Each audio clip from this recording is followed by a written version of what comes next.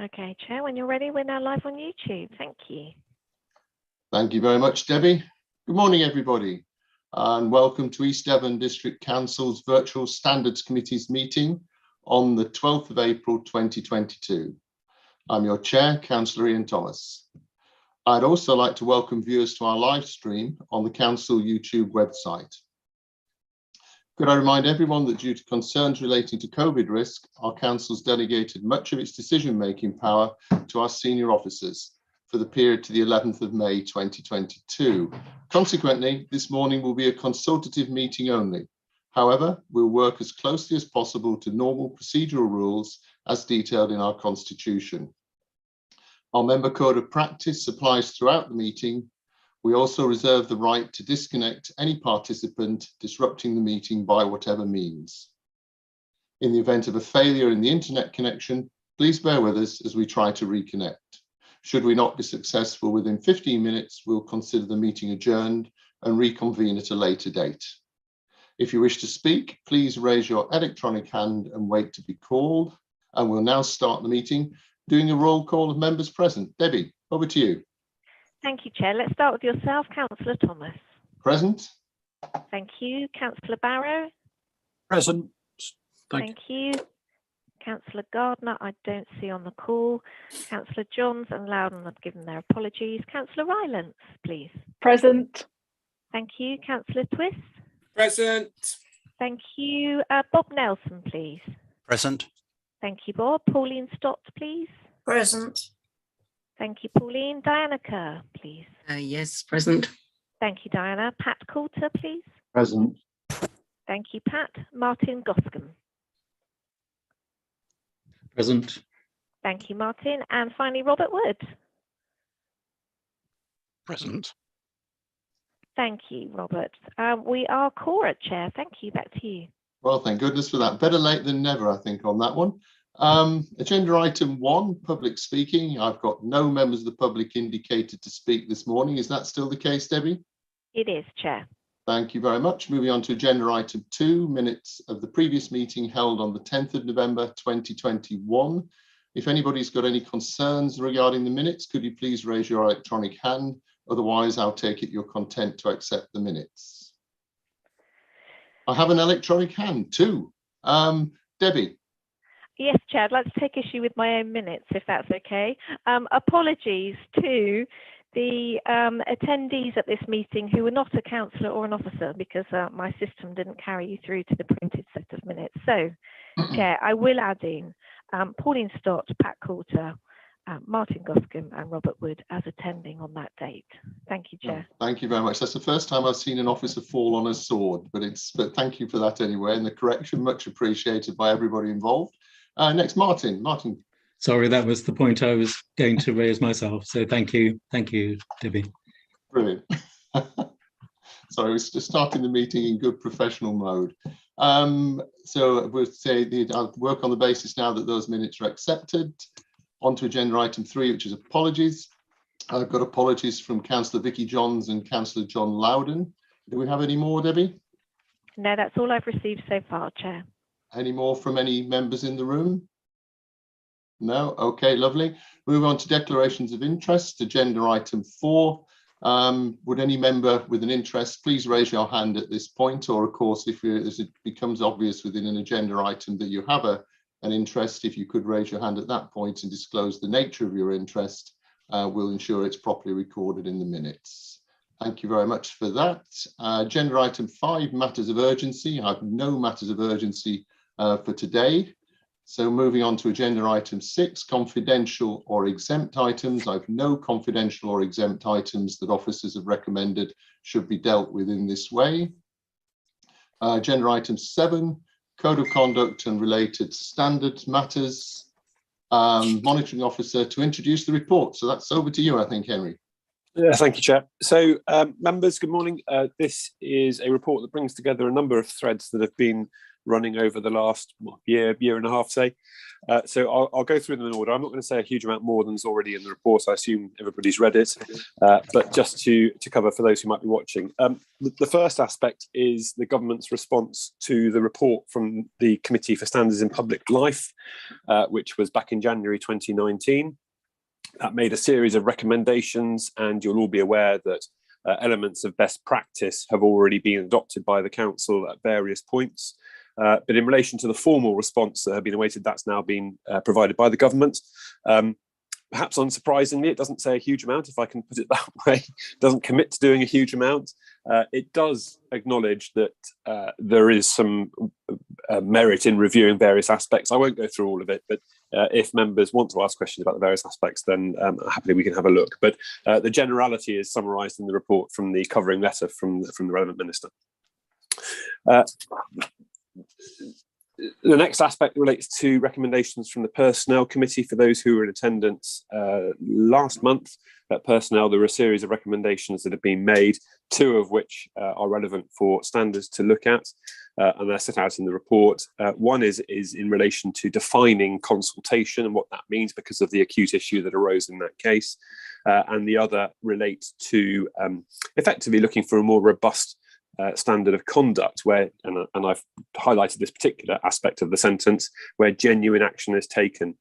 And so what the report does is just look in a bit more detail about those two specific recommendations. Turning to the first, which is about consultation, I think this is a very difficult concept to try and put into the Constitution because of what it is and the legal framework the legal requirements that sit around consultation, and because there are a lot of references to consultation throughout the Constitution, beg your pardon, and because this recommendation focuses on one in isolation.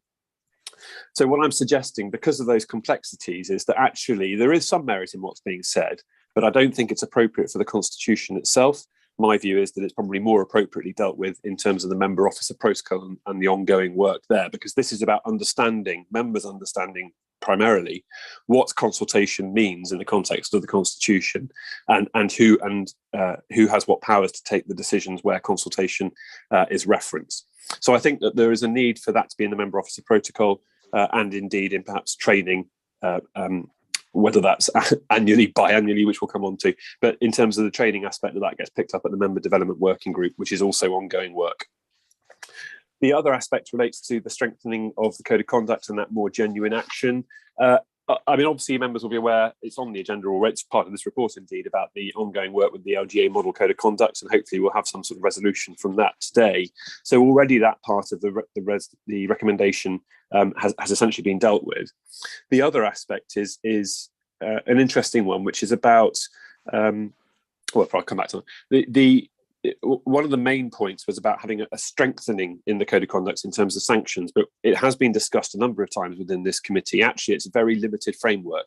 And if I hark back to what was said just now about the Committee for Standards in Public Life, one of the recommendations from there was a strengthening in terms of sanctions that might be available. And the government have committed to look at that.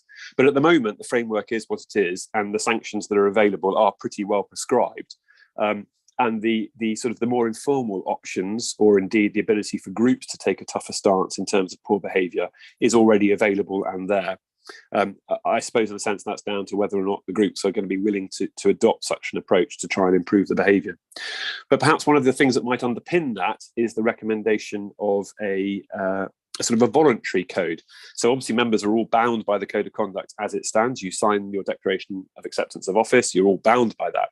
But whether or not there needs to be something that is renewed on an annual basis, and I've used the term social contract, but whether between the groups, not just individually, but within and between the groups, that some sort of social contract, a voluntary code, might be something that could be worth being explored to try and improve, particularly within the chamber, but general interactions between councillors, whether something like that could come to fruition, which might well help. So that's something for the committee to consider. Moving on then to the Code of Conduct.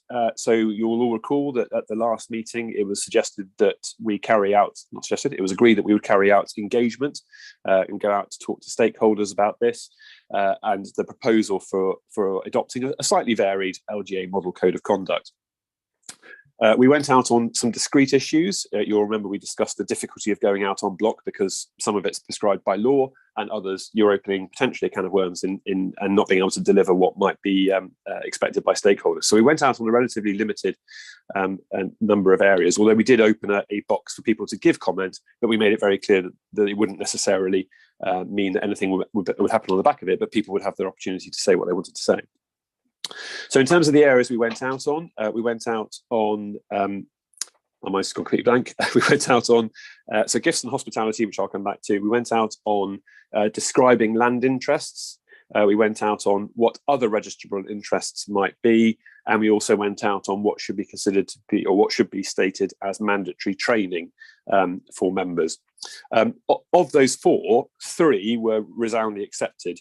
I ought to say that actually it was I've used the word relatively in the report. Actually, it was a very small pool of respondees. It was only 66 out of East Devon's populace that responded. So it is a very small pool of respondees.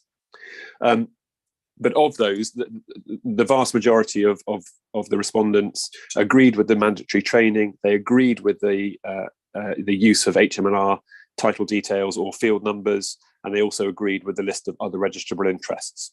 So my suggestion to you is that those should be deemed as acceptable as part of the code that this committee ought to consider recommending to April's council. The final aspect is the gifts and hospitality. That was certainly more contentious. It was actually strong support for councillors not accepting any gifts. I go back to the fact it's a small pool, but nonetheless within that pool, there was a strong support for councillors not being permitted to accept gifts.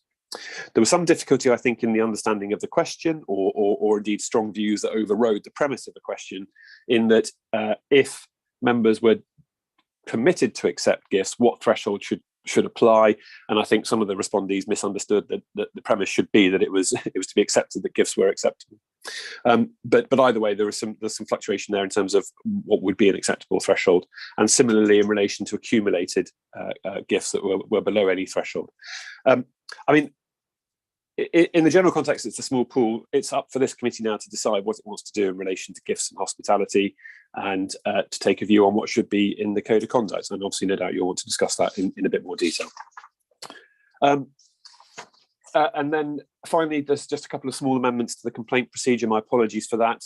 It's only come out as we've been working through a couple that this change has been identified as needing to be made, but they're set out there. One is just making it clear what other action might entail, rather than simply saying what it is, but what options might be available for decision makers in terms of other action.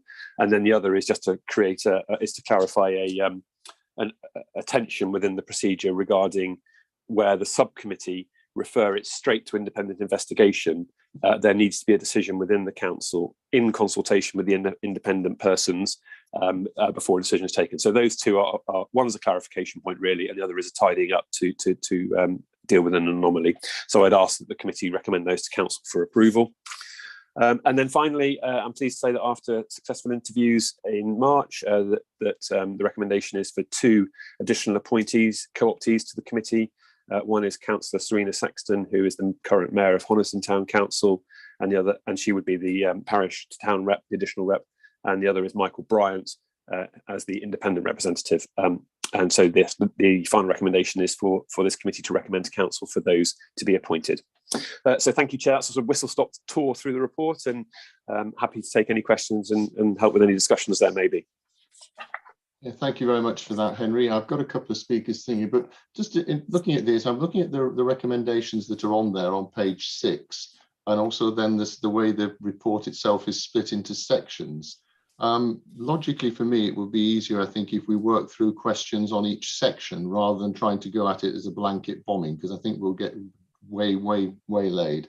So what I'd prefer to do is firstly, just if you look at the report in full, which starts on page 7, if we could have questions or comments in relation to the government response to Committee for Standards in Public Life report, if anybody particularly like to speak on that or ask any questions there. Councillor Faithful, have you first? Thank you, Chair. Just a general question. Of the 60, I was just curious how many does anybody know how many were parish councils who counted as one, I think, didn't they? Through you, Chair. Yes, the numbers are in the report. It is, just forgive me whilst I turn it up. Oh no, sorry, it's not. I can tell you though.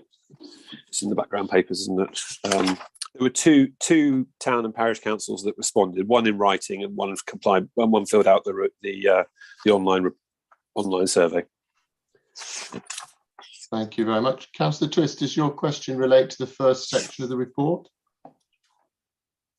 It relates to the report as a whole, and just one minor detail as well.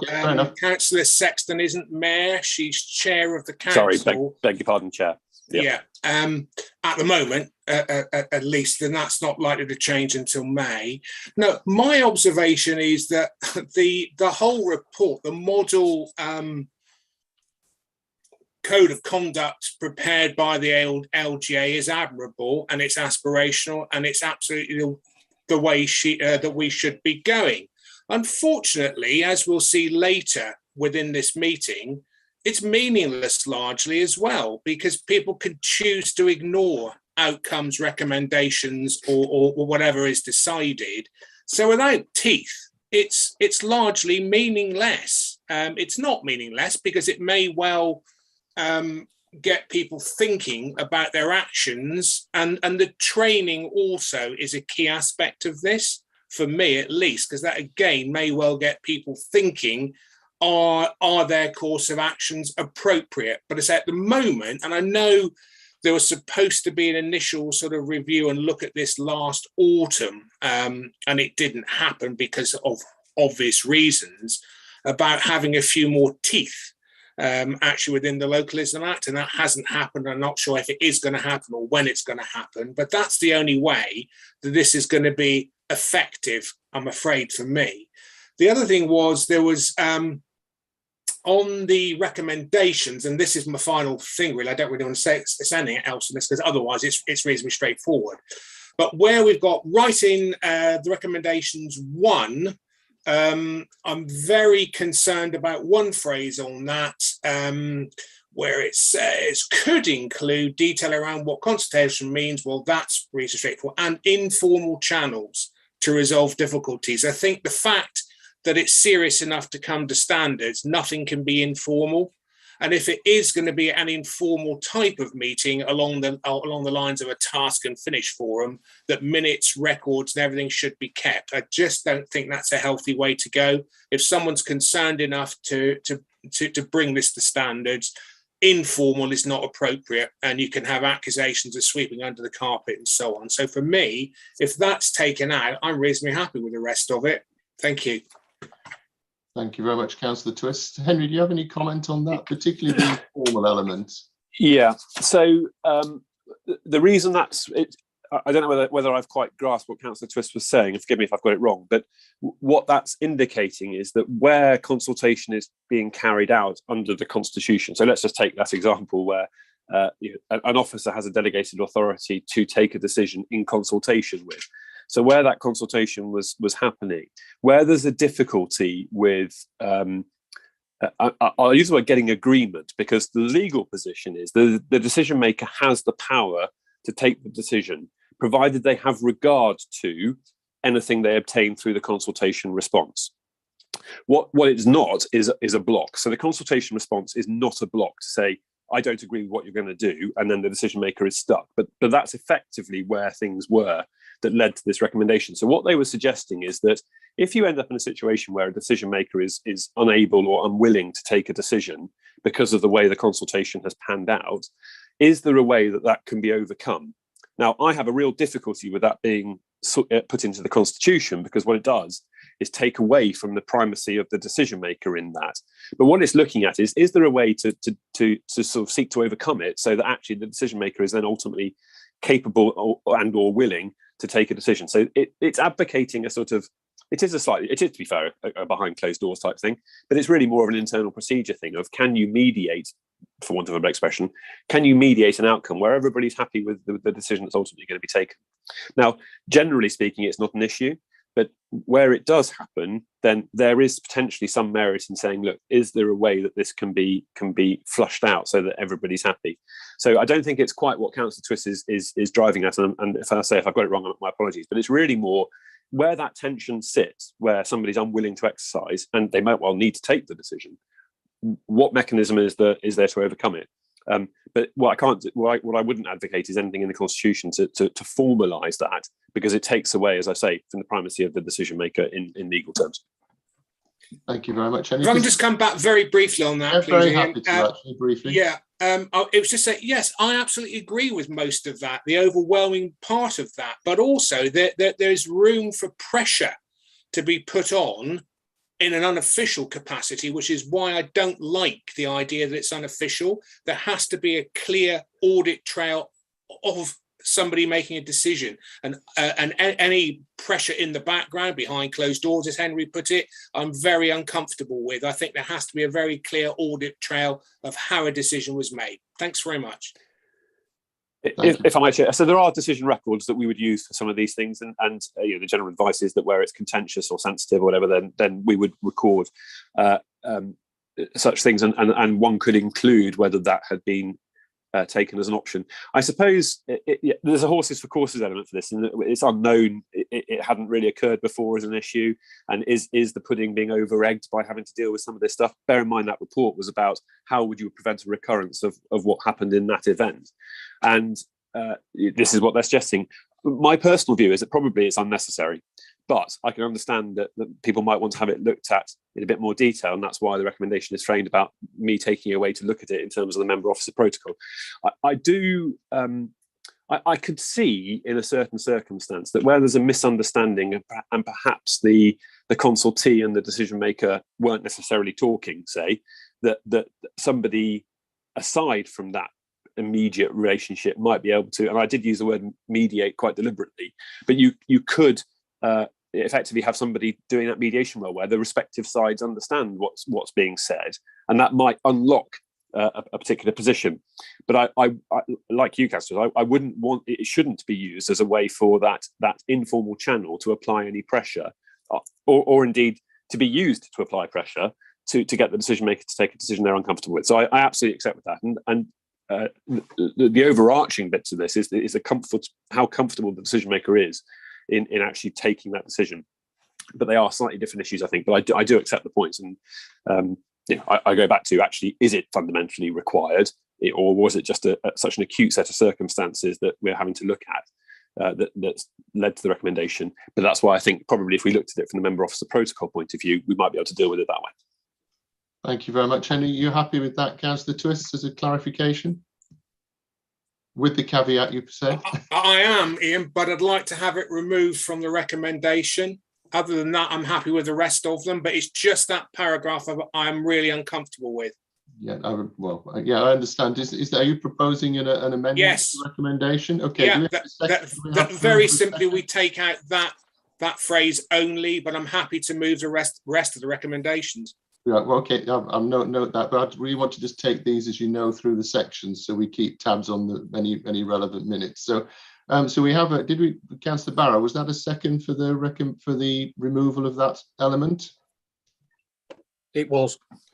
Thank you very much. Does anybody member want to speak on that issue? Then, I've got you noted, Councillor Bailey. Don't worry, I'm not forgetting you.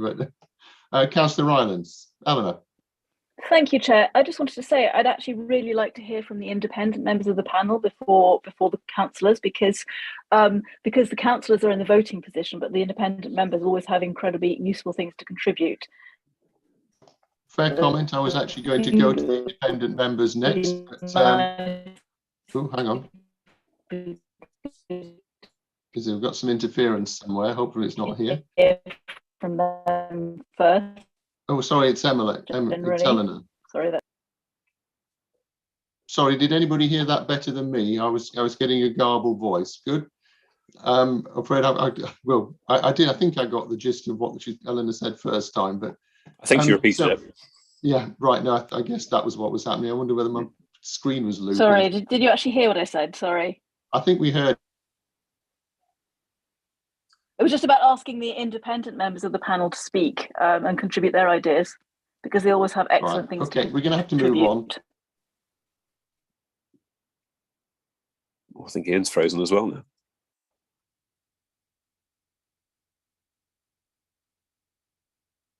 Countryside.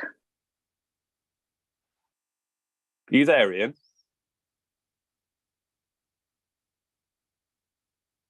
Welcome to the... I can hear you, Henry. Mine's working. Yeah, I think it's Ian who's frozen now. I think Ian's frozen. I think Ian is suffering from country internetitis. I was getting the same Dalek on Councillor Rylance though as well. That's why I have to stay off camera. As long as, you know, if I'm off camera, I can speak. Oh, they'll be back in just 2 seconds, I'm sure. Okay, members, I'm just going to throw the slide up at a moment. If you can just mute yourselves until I can get the chair back in. Thank you.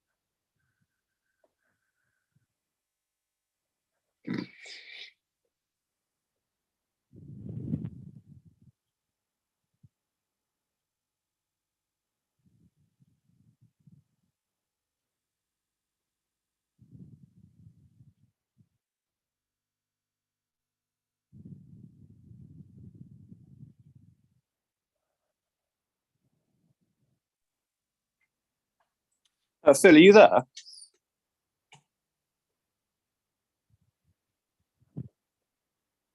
Actually, we're still streaming, aren't we?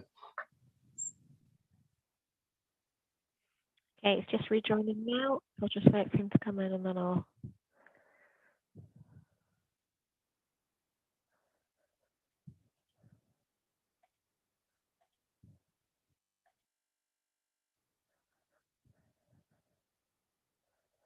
Are you with us, Chair? I'm not on the same device, I'm afraid, so I'm trying to make something else work. Okay. Right. Oh. If you're ready, Well, I'll just stop the slide. Well done, Chair. Welcome back. Yeah, I've come in on a different machine, unfortunately, because I've lost all internet connection here, which is not helpful. Okay. Do you want me to let you know who's got hands up? Anything I can help with? That would be, I think I'm getting the hands here, actually. If I forgive me, my apologies, everybody. Good old OpenReach lets us down again. I've got Martin first, please, to speak on that. Is this following up on the bit that we had a problem with earlier on, a few minutes ago, about a comment from independent members on Councillor Twisser's recommend and proposed amendment? Is that correct? Yes. You muted. Yes, right. Thank you. My apologies for that. Martin, over to you. Yes, I mean, the view I'd give is that, I mean, the outcome one would want to achieve is that the decision taker is in a position to have regard to the views of the councillor who has some responsibility in that particular area. Now, if for some reason on a particular occasion there's a block to that happening, that might be to do with relationship issues or some misunderstanding, then to be honest, it seems eminently sensible that there should be some mechanism, quite informal, that just helps that relationship to work properly so that the decision taker feels able to make the decision they're required to make, albeit having regard to the views of this other person, the councillor. And I don't think there's any danger in that. And I think the whole point is it doesn't need to be over formalized. It needs to oil the wheels so the decision taker is then able to make a good decision. Thank you very much. Have anybody else going to comment from the independent members, or do we need to go to a vote on that proposed change? I think Councillor Bailey's got a hand up. Is that in relation to this issue, Jess? No, it's in relation to point 4. Thank you. Yeah, no, I thought it was actually, so that was why I hadn't called you at that. Anyway, so I mean, sorry, Chair, before you go to the vote, can I just clarify one thing? That although it deletes the rest of that sentence, I think it probably only needs to delete "and informal channels to resolve difficulties," because the following words then relate to training to ensure that people understand what consultation is. So I think it only needs to delete those 1, 2, 3, 4, 5, 6 words. Yes, Henry. Yeah. Thank you. Okay, then we have personally, I must admit, I support the idea of actually having informal channels available for use as much as possible, but that's just a personal style preference. That for me, there are an enormous amount of misunderstandings, disputes, whatever, that can be sorted out by a quiet, not necessarily inappropriate, but a quiet discussion behind the scenes, probably involving, perhaps mediated, perhaps facilitated by a third party, those who are party to the problem, the underlying issue itself. So I would be opposed to the change personally, but on the other hand, if we could go to the vote on that, all those in favour of me. Sorry, can I just remind you that it's an indicative vote first, so you have an indicative vote involving all the representatives. Yes, all right, fine. So if this is an indicative vote first, so all those please in favour of removing those 6 words as suggested by Councillor Twiss and seconded by Councillor Barrow.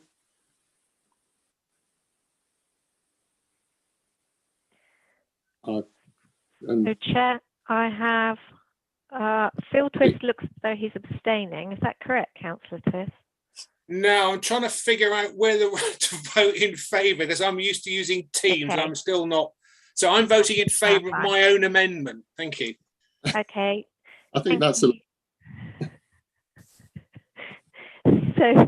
Chair, I have,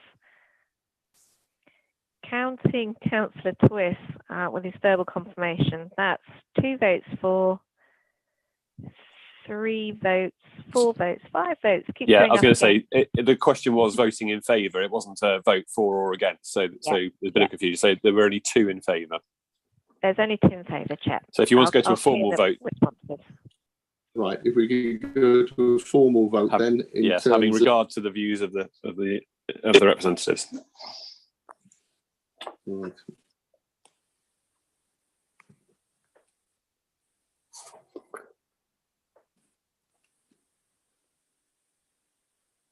So, Chair, are you doing a for and against, or are you doing a for and then an against?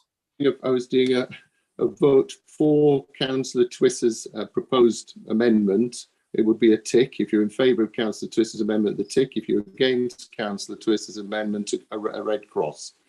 Sorry, I'm trying to work out on unfamiliar. I'm in Councillor Twiss area here. I'm trying to work out to run this on unfamiliar kit.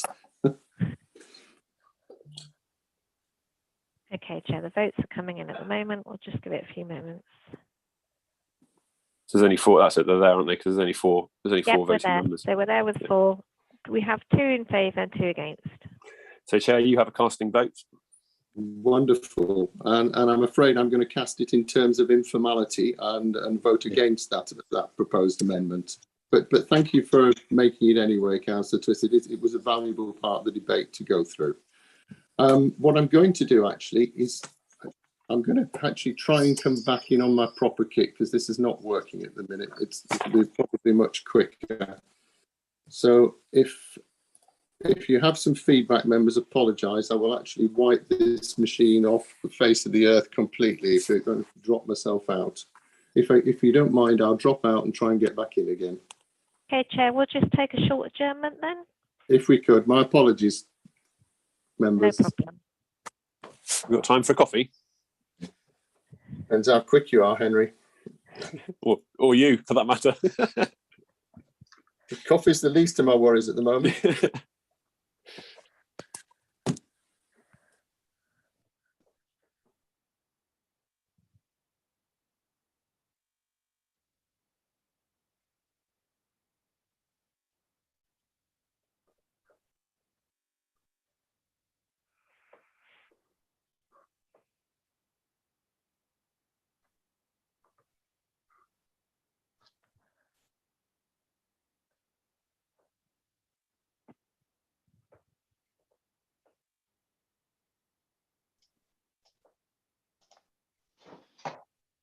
Right, well, I'm back. If everybody else is still there and Henry's finished his coffee.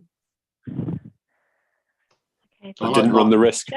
I like Martin's smiling face. It looks like he may have gone for the full coffee option there. So, isn't it? Right then. Hopefully back. Hopefully my line will stay up. I had, in terms of speakers, if we've gone through, we've covered that bit off. I had, in terms of speakers on this, the next point was actually Councillor Bailey. If Councillor Bailey's... She's not there at the moment, Chair. Oh, no, she's just reappeared. Oh, she's back. Jess had reappeared. Oh, thank you. Are you just asking me to my point 4? Well, no, I was good. Sorry, my apologies. Oh. Point 4, this is point 4 in terms of the first section, which is the government respond to standards in public life. Or have we covered? Mine is recommendation 4. Oh, we'll come back to that if we could. Okay, then. I'll just wait for that. Thank you. Second section was any comments on personnel committee recommendations from the meeting on the 22nd. Did anybody want to speak to that element?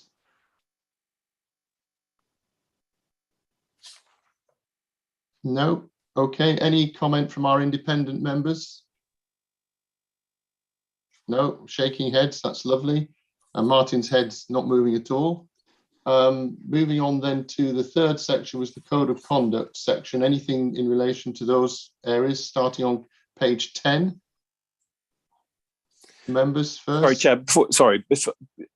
Just trying to work out how the best, because the recommendation 2, which relates to the personnel committee recommendations, effectively leaves open what the committee wants to do about the voluntary code. So is that something you want to come back to discuss in terms of the recommendation, or do you want to discuss a finalised recommendation now? I've got to be honest, Henry, I'm quite trying to link in, because there are a number of this enormous number of different subjects all linked into this one item, with a number of recommendations that don't obviously relate directly to each individual item within the report, which frankly makes it, pretty difficult in terms of trying to get a sensible debate together. So what I was trying to do is actually run through the items on the face, and then we can come back if you wanted to actually sweep up from the recommendations. I can't see any other way of doing it other than that we end up with trying to have a wide-ranging discussion on apparently unrelated items.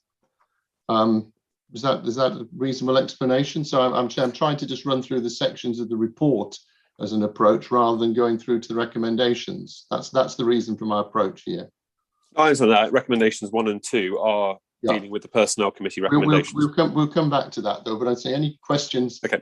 Starting on page 8 is the personnel committee recommendations section. I've no members wanting to comment or speak on that, but I've got Bob Nelson. Chairman, I'm actually on page 10, paragraph 20. Do you want to take that now? Code of conduct page. That's on the different section, isn't it? That's under the code of conduct. So yes, sorry, my apologies. I thought you'd gone to that. No, sorry. I was trying to cover off the personnel committee section of the report first. Okay, come back to me when you're ready. On the basis there are no questions on the personnel committee report section, go straight then onto the code of conduct section, which starts on page 10. And Bob, you get first bite. Thanks, Chairman. Paragraph 20 refers to the main area of disagreement, which is around gifts and hospitality, and how the majority of, albeit a small number of respondents, were against accepting gifts at all. in paragraph 6.2 in the Code of Conduct, 621 says, I do not accept gifts or hospitality irrespective of estimated value, blah, blah, blah. Paragraph 622 says, I register with the monitoring officer any individual gift or hospitality I get. Those two things don't actually sit together. I think for clarity, and the cleanest thing to say and to do is to say that no gifts should be accepted. When the subcommittee discussed this, there was a lot of debate about embarrassment caused and, you know, how do you deal with that? And I think if the council had a policy not to accept gifts, it would soon become clear. And there's no problem with sending a note, a polite note back saying that the gift had been given to the staff Christmas party or to a charity or whatever. And soon people would get the idea that, you know, gifts just weren't accepted. Secondly, under Nolan, integrity talks about avoiding putting yourself under any obligation. There is absolutely no such thing as a free gift, I'm afraid. You know, it does come back in some way or other. And unfortunately, some of my parishioners actually think that parish councillors do get backhanders and gifts and inducements to agree to certain things, which is a bit bizarre, actually, because we don't have any power to make anything happen. So it's quite interesting that they think, you know, anyone would pay us to do something which we can't do. So there is clearly a perception here amongst electors, which is reflected in the response to the survey, you know, that something strange is going on, even though it isn't. And I think we just need to be absolutely clear and remove any suggestion that there might be, and say quite simply that no gifts should be accepted. Hospitality is completely different. I think there is a case for a councillor to be seen out and about in their ward, in their parish, in their community, supporting things which people do. And if that involves a drink or a sandwich or a lunch or going to an event, I think that's absolutely fine. I think it should be declared, but I think it's fine. It's a different thing. That's it, Chair. Thank you. Thank you very much, Bob. Yes, I was going to pick up a question on the hospitality because, ironically, particularly from the chair's point of view, it's quite an awkward situation. Bear in mind the whole of the civic responsibilities of the chair involve attendance at events and taking a full and professional part of them within them. So that's helpful. Councillor Faithful, Peter. Thank you, Chair. It's going back to the same question. It's like, where do you draw the line as to what is a gift? You know, if you're in the pub with friends and one of those friends, you know, in their own town, everyone who's in that pub is a member of your community. So if somebody's buying drinks, do you say, I can't have your drink because I'm a councillor?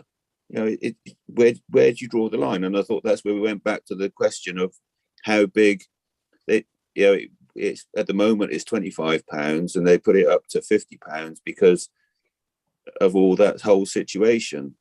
But where do you draw the line as to what is a gift and what isn't? Thank you very much. I've got Robert Wood. I think having been a past officer in a different council, my real concern about this is the practicality of enforcement. So I can't remember which council it was, but last time we discussed this, you come home and someone's sent you a bunch of flowers for your help in dealing with something as a councillor. Now you can't. You're not there at the point the gift is given. It's on your doorstep at that point. So do you just throw it in the bin and declare to the council that you've received that and thrown it in the bin? Or are you then saying to the councillor they must immediately go out and find the nearest charitable cause to give those flowers to? And I only say it's a bit of a trite point, but I mention it because I can see that people would use such instances to, not everybody clearly, but there are people in this world who would use such instances to cause mischief and report councillors for something that, quite frankly, they had no control over. They've come home to Interflora delivering them a set of flowers. And I think if you're going to have a zero tolerance policy on gifts, you've got to give people a practical mechanism for those sorts of situations. It's different when the gift is being given in real time and interactively, because you can say thank you very much, but I can't get it. So that's one issue. And I think I said it at the last minute, as you know, as a citizen, I am far more concerned about hospitality than I am gifts. I accept the point that if you're the chair of the councillor or you know, the mayor or somebody like that, then absolutely it's part of your job. What I'm concerned about is inappropriate hospitality.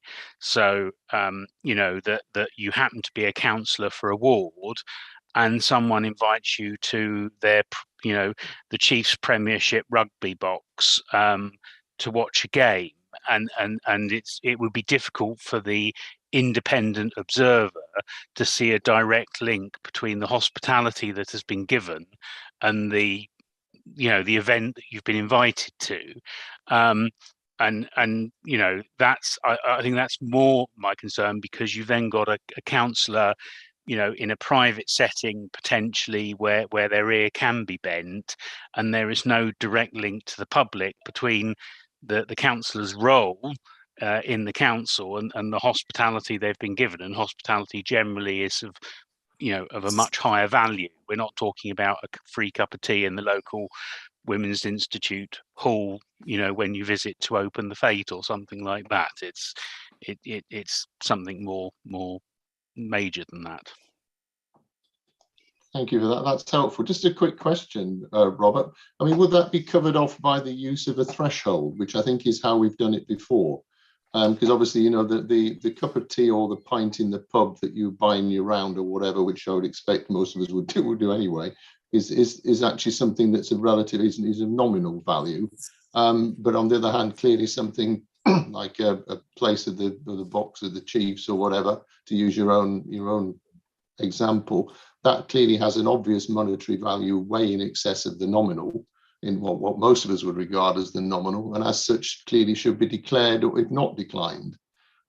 Is that a practical way around it? Picking up your I would certainly say for the hospitality side of things, obviously with regard to gifts, the whole point of this is the respondents are saying the level should be 0, and that's why, you know, I'm sure the LGA suggested a limit in the first place, so you don't get into, you know, the bunch of flowers scenario I've given. But certainly, if we're talking about hospitality, then I think then it's right that a value is applicable, and if it's going to be above that value, you know, because potentially someone like the mayor or the chair of the council, you know, legitimately would go to such an event where that value is higher, but they would need to, you know, get advance, you know, permission for that to do that. Okay, thank you for that. Councillor Miller. Paul. Thank you, Chair. I just wanted to go back briefly to something Councillor Faithful said, which was something that concerned me. As I understand it, gifts and hospitality are made for a councillor in their official role as a councillor. If I, as a private individual, decide to go to a party to see my friends and they give me a gift, I don't need to declare it. I just wanted to make that quite clear, because I think we're at risk of getting this issue confused and getting paranoid about it. I don't think there's any need for that. And I think that, just to end on this, I think Robert made some excellent points. I think these issues are actually quite complex, and I think his bunch of flowers example is a really good one, because it would seem a little bit of a shame if a councillor has gone out of their way to help a constituent with an issue and has received a bunch of flowers as a thank you. It would be a shame to have to throw those away. But again, you look at the consultation, and there's clearly there's a small number of people who've signed it, but there's clearly a strong view there. I don't know what the answer is, but I do think we need to think very carefully about what we do here, because it could have some quite unsettling and unpleasant unintended consequences. Thank you, Chair. Thank you very much. Councillor Ryland. Eleanor. Thank you, Chair. So I wanted to concur with quite a lot of what Bob and then Robert and then actually Paul have just said, which is that there is no such thing as a free lunch.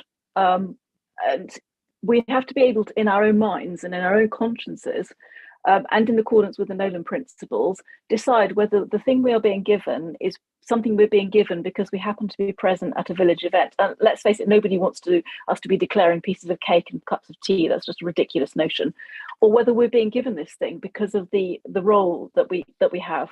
Whether we're being given this thing because we are a counsellor and because the person who is giving the thing has an expectation that they will get a return on investment.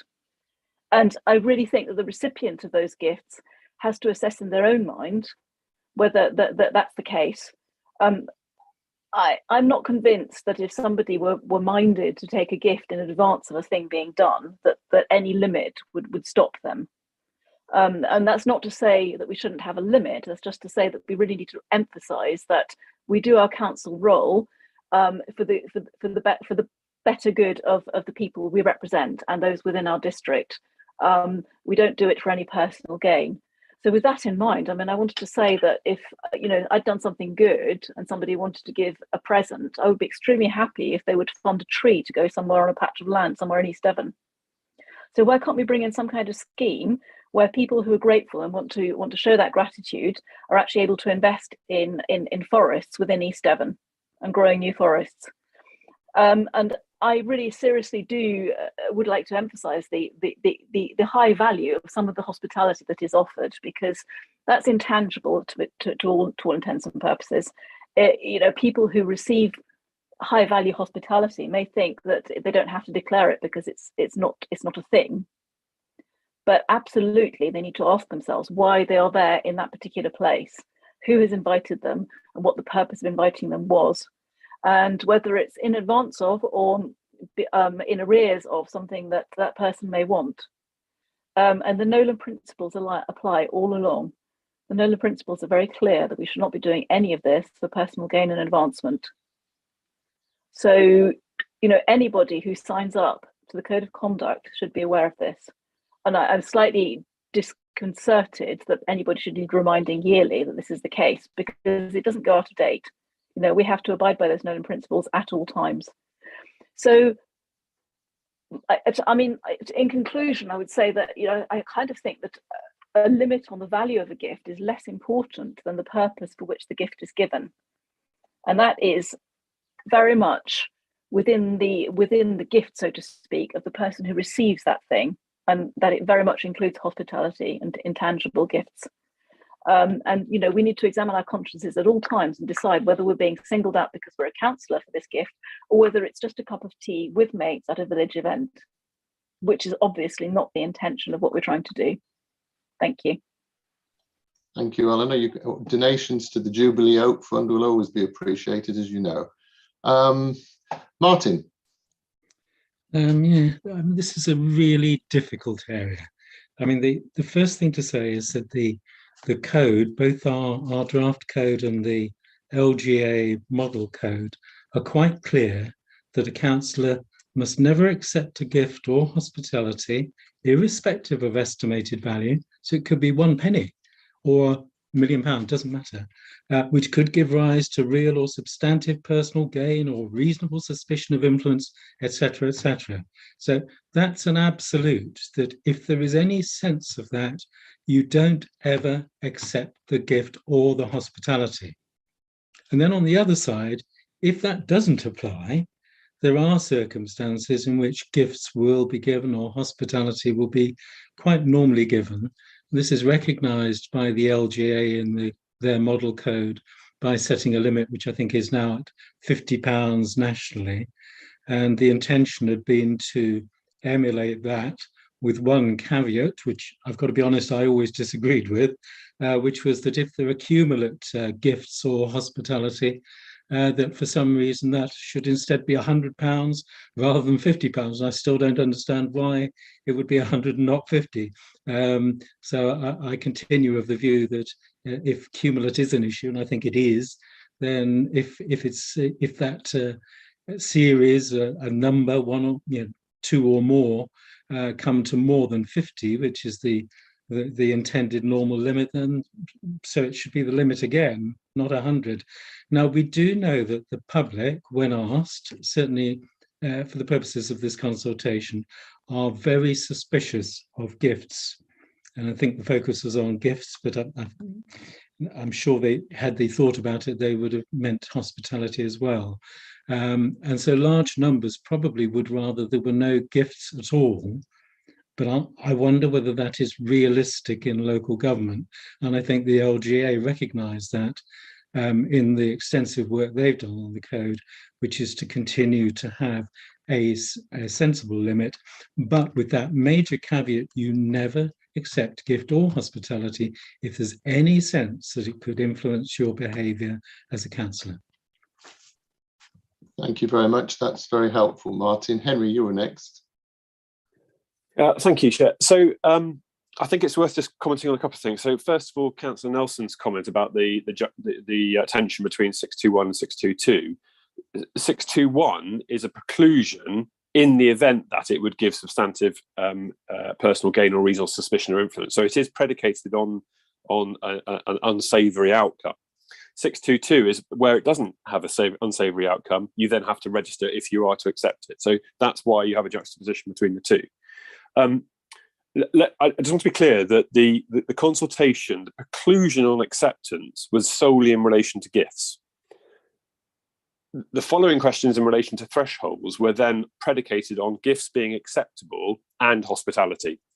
But the should they or shouldn't they be accepted was solely in relation to gifts. And I think that's an important thing to remember, because the committee, my recollection of the debates through the working group and the committee, was that hospitality, so your tea, your cake, your beer in the pub, if it's as a councillor, were acceptable because that's hospitality. Gifts is a different thing.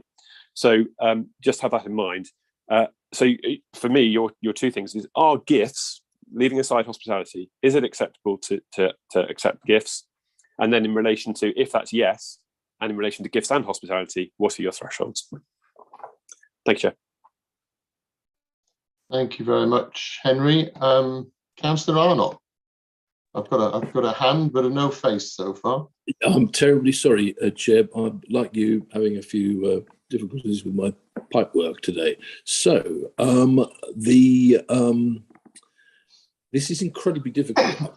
Instinctively and from experience, I take a sort of absolute Cromwellian roundhead Puritan view of this.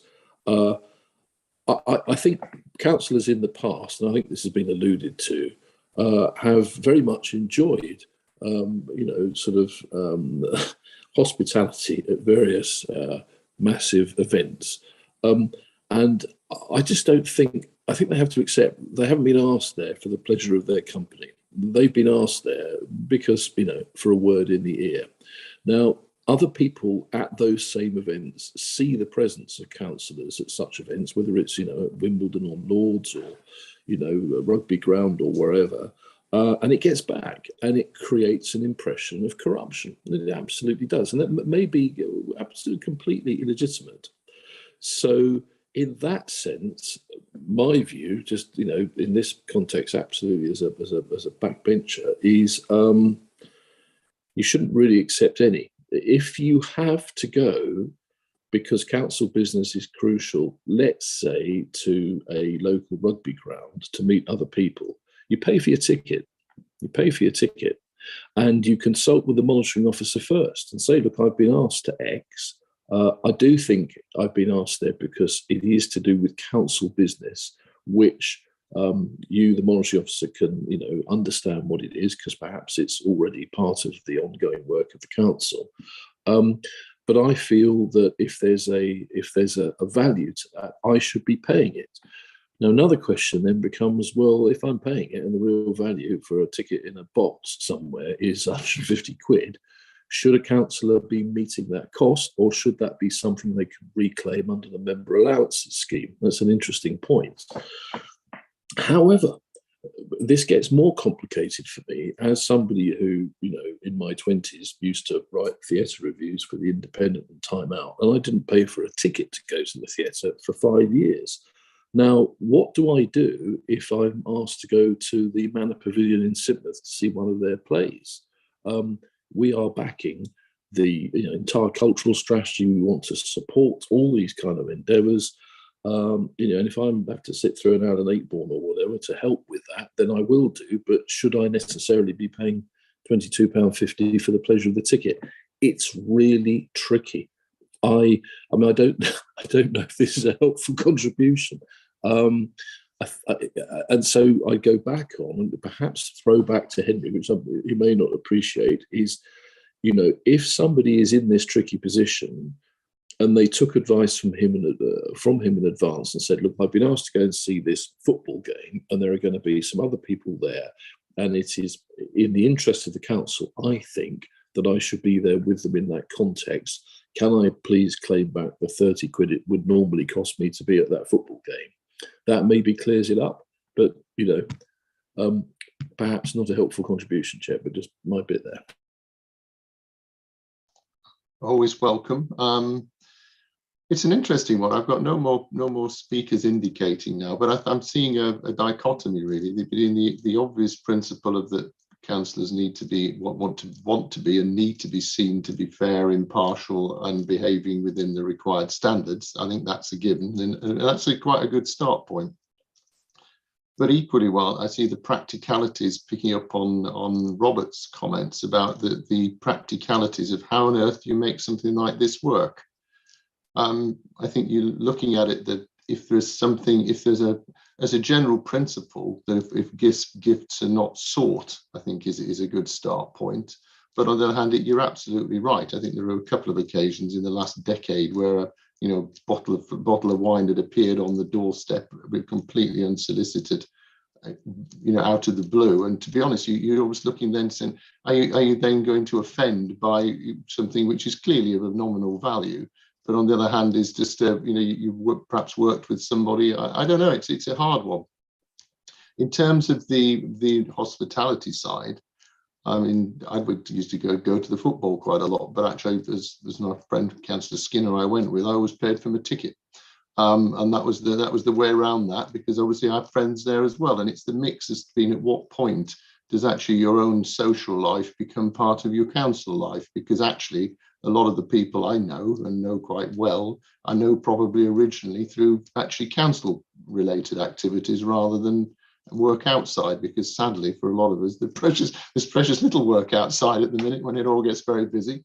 So it's hard to detach the two, which is why I must admit I can see, going back to what was suggested by the Local Government Association and indeed our own consultees within the council, was actually that the practicalities of this actually weigh that where the limits are nominal, it covers off any massive administrative burden in covering it.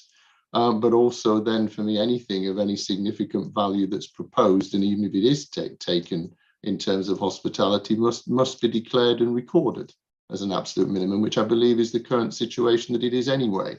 So I understand the emotions behind the zero tolerance, but actually I think it could be actually more of a practical hindrance than actually any perceived benefit, which is why from a personal point of view and the experience of the last decade, I would favour a very modest nominal limit for gifts to take out the totally trivial, and similarly for hospitality, that any hospitality again over a trivial level should actually need to be recorded and declared, and if necessary, if there's any significant hospitality, whether it be something of a greater than, for example, 3 figures or into the 3 figures level that might be associated, which does rarely happen, I'm sure we're approached, actually has to be approval sought in advance from the monitoring officer, for example, that it's seen as appropriate.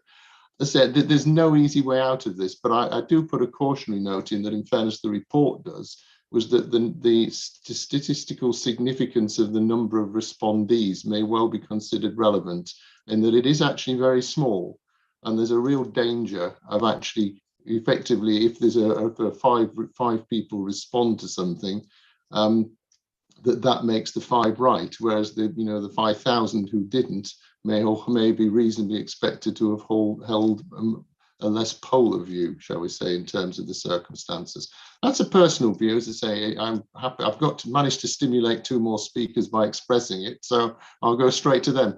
Pauline, former Councillor Stott. I'm still a councillor. Former East Devon Councillor Stott. Yeah, I was going to say I must have been somewhere else for the last 20 years because I never had anything given to me, apart from when I was vice chairman, and then it was only hospitality. And for even going to Exmouth for the theatre, to make up the numbers for the theatre, the councillors were often asked, but we always paid for our ticket in full. And I do think that it should be a very small nominal amount for a bunch of flowers or something, and it shouldn't be repeated. It should be just still £25. To be quite honest, I think that you shouldn't accept anything, because if you didn't accept anything, you're not obliged for anybody. But if you want to do a small nominal amount, so it just covers a bunch of flowers, then I think that is it, and just once. So £25 once a year as a small thing. But I don't think anybody should really accept anything. In 23 years, apart from being the vice chair, I've never accepted anything, because I've known that if you did, you were obliged to somebody. So it's better that you don't do anything. That's my opinion. No, thank you, Pauline. That's helpful. Councillor Gardner. Kathy, welcome. Good morning. Apologies for being late this morning. I had to go out and didn't even think I'd make it back in time to join. I actually agree with what Councillor Stott has just said. I think we need to keep this really simple, keep the nominal limit at 25. I don't see any reason to increase that. It covers, tiny little things. And the basic principle is we simply do not accept gifts or hospitality. It's just not appropriate. And it's unnecessary. So the default position is no, but if you get something left for you by somebody and you can't turn it down, or there's a circumstance where you get something of low value, it has to be low value. Keep it simple.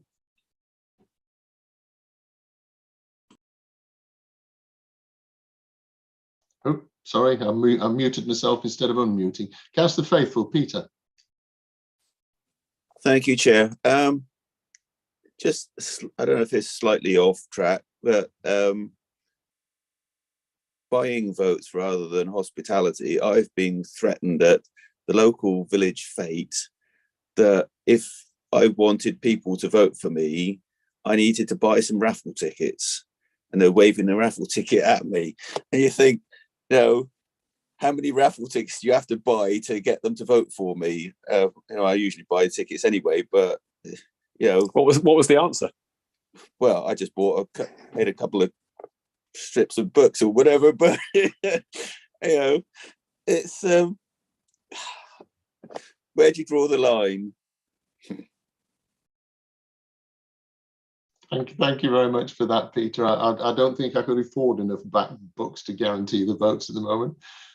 Anyway, Councillor Miller, Paul. Thanks for letting me back in, Chair. I think there'll be a few raffle tickets for me. I agree with what Councillor Stott said, and on that basis, I hope that the committee also recommend, if they stick at £25, which I certainly agree with, as low as possible. I do think there should still be a cumulative amount there. I agree. I think it was Martin or Bob, I can't remember which, who was saying about the cumulative should have been at 50 or whatever. Yeah, I think the cumulative total should be there, because what we've got to be in danger of small gifts that mount up over time and create a level of a sort of relationship that's inappropriate. And that could just be, a free coffee every morning at a local cafe. But if that's every morning for a year, that's a gift worth hundreds of pounds a year. And it creates, in my view, an inappropriate relationship between that individual and, for example, that business. That's just a basic example of why I feel including a cumulative total is an appropriate thing to do. So I hope that isn't forgotten within this debate. Thank you. Thank you very much, Paul. We actually have no more indications to speak. Do any of our independent representatives want to make a final comment before we come forward with something here? Pat? Chair, I'm just conscious that this is the debate that came out of the or the standards group. So I've slightly heard the same arguments about 3 times about all of this. And there is an issue of following what the LGA have come up with nationally and thinking about how we want to be aligned with that applied locally, but being ahead of the game at the same time and adopting best practice. And also bear in mind that what you're adopting today is also being recommended to the town and parish councils. So we wouldn't want them to have the same debate individually. So I think we need to be clear that what's proposed is reasonable and sensible, providing it's capable of being enforced practically, and that's both by the officers in terms of monitoring it and members following it. Thank you very much, Pat. Robert. I think my view is I would agree about the cumulative limit being the same as the individual limit, because we're talking about gifts from the same source here, not 2 disparate gifts from different sources. So I think that would make sense. However, I do think that it needs to be 50, because for example, while speaking, I quickly looked on Interflora's website, and you can't actually buy flowers for less than £35 at the moment. So again, trying to think of the poor officers and everybody else who has to deal with this, I think, unfortunately, especially with prices going up, less than 50 quid is just not going to cut it. But I think that should be both the individual and the cumulative limit, from a single source per year. And I think if someone can be bought for 50 quid, then that's a different reflection on them as an individual rather than what a reasonable person would feel would be an inappropriate inducement. Thank you very much. Martin. I was just going to say that we've had a consultation on this, and the high quality debate we've just had demonstrates that consultation was very worthwhile, because it is informing our thinking and councillors' thinking about what is quite a difficult subject. So I was just going to say, I think that consultation has proved its worth. Thank you. Thank you very much. Diana. Yes, thank you. I just wanted to say that whatever decision you come to, and I agree with many of the people who are, Martin and others, who are saying that there probably does need to be a small limit, but I think there's a need to educate the public about what the approach is, and so that they know that it's probably not such a good idea to be giving out these small things, and that, I think they don't necessarily, they need to be informed about that in a way that may encourage a change in their behaviours as well. Thank you very much. I did have another speaker that's disappeared, so I'm assuming there's nobody else wants to speak on this. But what we do need to do, I think, is come forward with some form of general proposal on this, because obviously, as I say, this goes through to council then. So at the risk of getting shot from the chair, I'm just going to make a suggestion. Firstly, I think that having the no limit on either, that the principle of not accepting gifts associated with being a councillor or hospitality other than within the fulfilment of what you would expect as your normal council duties is not a principle to be promoted. That's the first point for me. And secondly, that actually the practicalities of such things here that obviously relate to gifts and hospitality that councillors may come into contact with quite properly, was that we avoid the administration overburden on this that Robert's quite strongly advocated, and I'd support that we apply a nominal limit to gifts, for example, and I'm not wedded to the idea of 25 or 50. 50 has the advantage in that it's easily defensible of being associated with the LGA recommendation, LGA model code. And so in that respect, I wouldn't be unhappy with that. I think that the cumulative gift element is something that members have found very, very important, and that should be included and set within at the same amount in relation to any one calendar year would be one way of covering that.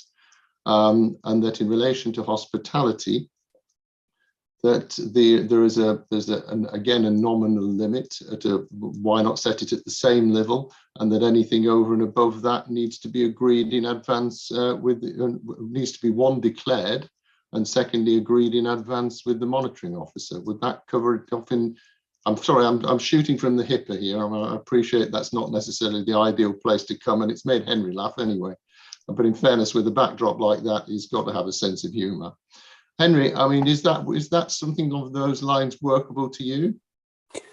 I'm not going to sit here and give permission for people to accept gifts and hospitality above a threshold, and I can tell you that for free. So no, well, okay, well that's helpful. I mean, the point is there's no point as having something that's not workable. Yeah, well, I think it's a very difficult balance to strike. It's all been identified, hasn't it? You've had it in the discussion, and I think what you've clearly recognised is that actually a zero or a total preclusion, or indeed a zero threshold, is unworkable, for want of a better word. So you've got to have your threshold, and the question then is, do you go for a lower limit than the LGA, and how does your cumulative threshold relate to it? I think you're right to say, and we ought to include it, that cumulative is on a calendar basis, possibly, although then that allows over a 4-year term possibly quite significant gifts to be, because it's above £100. It's not just up to £100; it's above. So actually, it could be quite significant stuff that's handed over. So I think having a calendar year could be beneficial, but then equally, if it goes beyond the calendar year, you might still want to declare it. It might just give you a little less security if it's on a calendar year footing. But yes, I would not be comfortable having me as some sort of arbiter as to whether or not you should accept it. I'm afraid it's down to members to decide whether they should or shouldn't accept. If they want advice, that's fine. Happy to do that, but I wouldn't like to sit and arbitrate that. Okay, well, I think then that it would be expected that members would seek advice from the monitoring officer in advance of accepting. How's that? Well, that's fine. I mean, it's yeah. I mean, that's fine if members. No, I would expect members to want to be able to do that anyway. I think it's fair to say that actually, on the whole, there isn't a huge amount of gifts and hospitality that goes around. I mean, just picking up some points earlier, if it helps, I know that I've had complaints in the past that somebody's been seen at the rugby and they must be on the take when they were there in a purely personal capacity. So I know the sentiment's out there, and I think Diana's point actually is a very good one about I don't know quite how one would do it, but getting out to the public actually what this entails. This is about taking things. Not saying I say that very strongly, about accepting in your councillor role, not just as a total. I think a lot of the public expect that it applies to you at all times.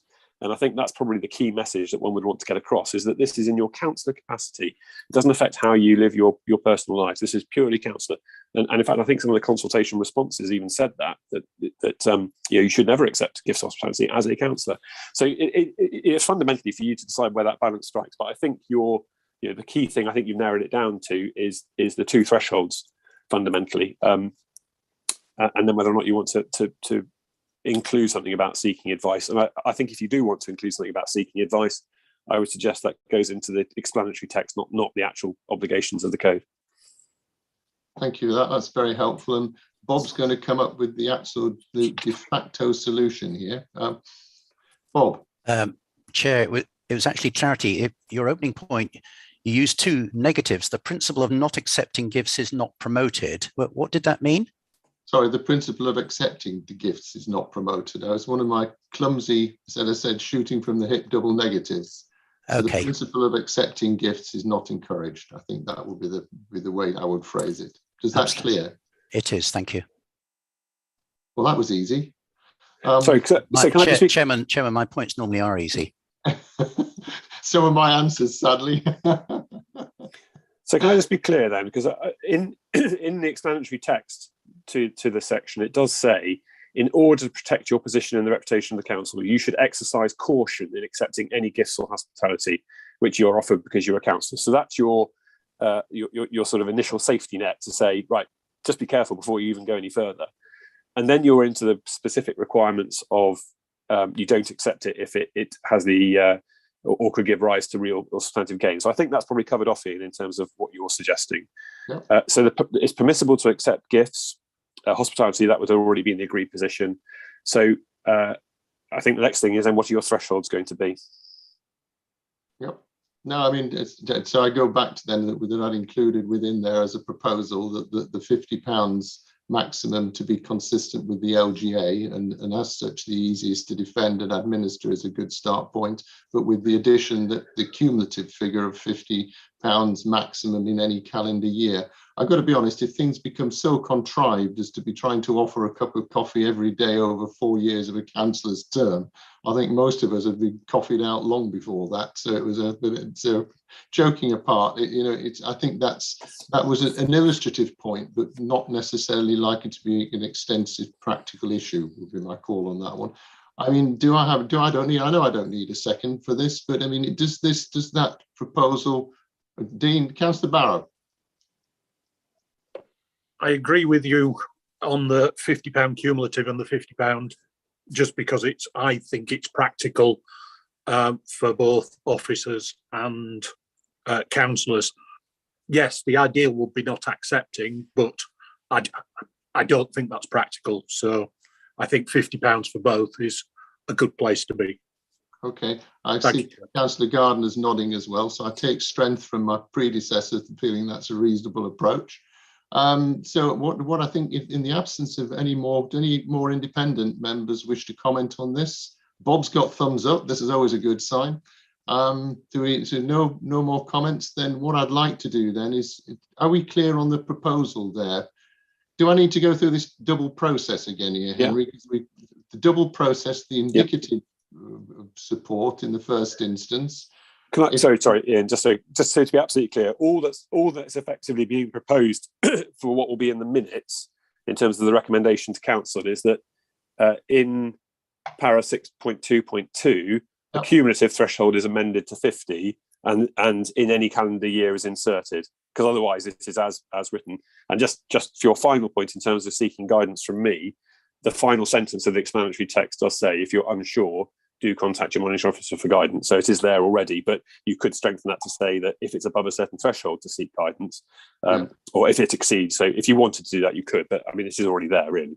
Well, I know, as you probably know, I'm aware it's already there, but sometimes actually coming through and doubling down on something that is already stated is a way of working this through. So on that basis, then, sorry, Councillor Twiss, I've got a thanks for that. Hand. Just playing the devil's advocate again for a second. I sit on the county council, so let's say, or before we go to that, I accept the principle of 50 quid because I once was given a fruit cake, which was very nice, which was probably about £3 worth of ingredients. And the lady would have been terribly offended, more offended than if I hadn't accepted it. So 50 quid seems practical, but the average fruit cake's never going to add up to that. But I'm not clear about the hospitality because, for example, let's say I go to Taunton very often during the summer for cricket. I'm a member of the club, so that's absolutely fine. But say I got invited as a county councillor, not a district councillor, even though I am a district councillor, to Taunton to watch a game of cricket inside a box. Where is the enforcement on this, and whereabouts do you draw the line? Because the rules at DCC, the guidance at DCC is not in accordance with this.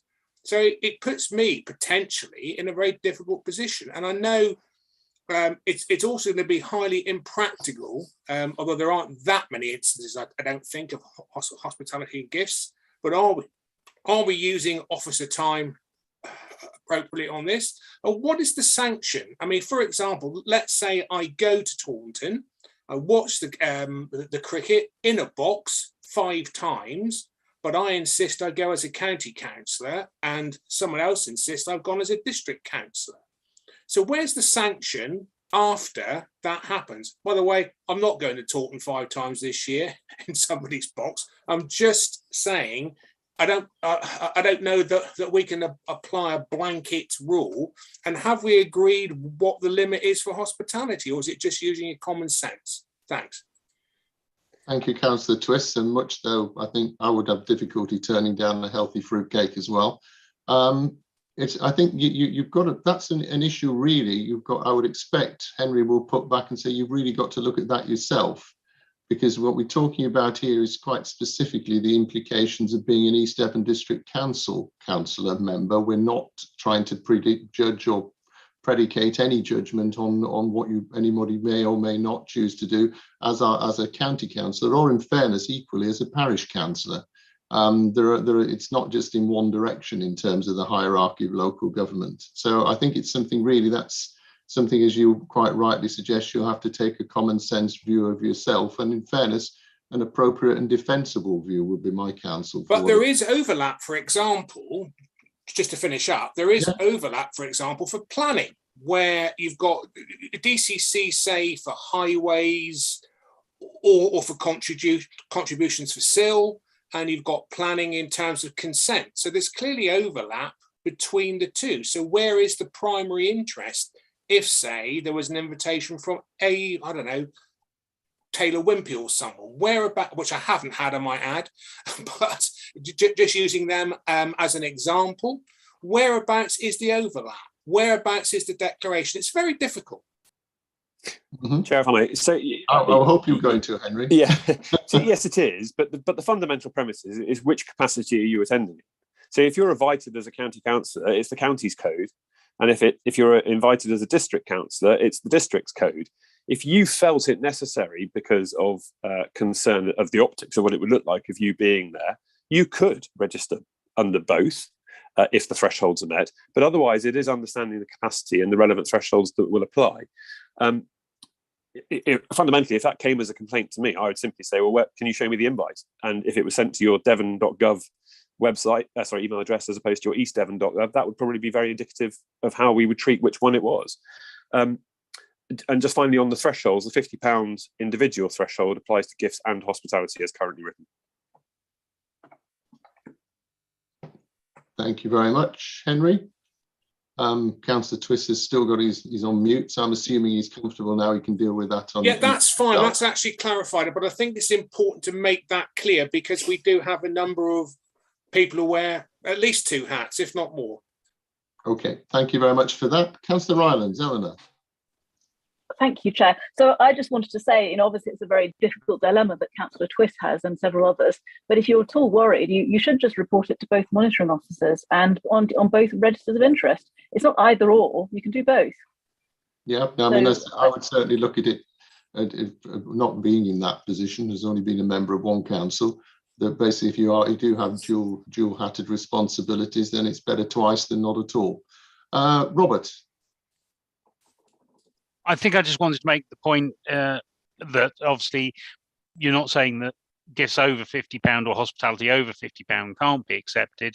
It's just that it gets registered, and obviously if it happens too often or it looks highly inappropriate, then people will, by going on the register of interest, it will, or going on the register, it will have public visibility, and therefore people will make up their own mind or make complaints accordingly. This is about, at what point does it become visible to people whilst maintaining an appropriate level of de minimis that makes it workable for all and stops those intent on unnecessary mischief, causing it. Thank you very much. Yeah, that will be exactly in line with my personal thinking. But Kathy, Councillor Gardner. Thank you. Yeah, I really actually don't understand what Councillor Twist was effectively asking this committee to do. It's really clear that if you feel that there's a concern, you register it everywhere just so that you're covered, and potentially you make it absolutely clear that you're not going as a district councillor, and because that wouldn't be appropriate. So we're being asked to do what we know is right and to make it as open and transparent as possible. Thank you very much. I think I'm sure Councillor Twist has got that view, and it's in accord with his own intentions. So I think we've covered everybody off there. So we have to have an indicative vote and then a proper vote. Is that right, Henry, on this again? So an indicative vote, hopefully this is in line with the proposals in the papers as modified or as augmented by some of the comments from the chair earlier on. If we're happy, we understand that. Could I have indications from all those in favour, please? And any opposed with your red cross as a count? Chair, I've got 8 votes in support and 1 abstention. Thank you very much. Is yours the abstention, Pat, is it? Sorry, it was the wrong button. There are several comments of which none of which I shall repeat to you now because it wouldn't be helpful. Moving on then to the vote itself, all those in favour of adopting those or recommending to council the measures as presented with the modifications and augmentation that we've talked about. These green ticks for yes, red crosses for no. And this is obviously committee members.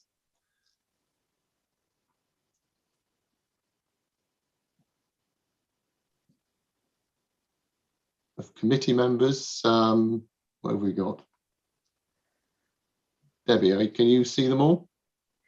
I can see that the committee members are in favour, Chair. So that's lovely. Well, that's useful because that then carries forward into the recommendations ultimately.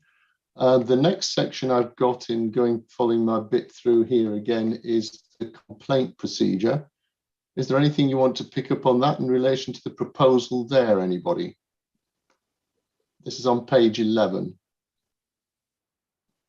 of item 7.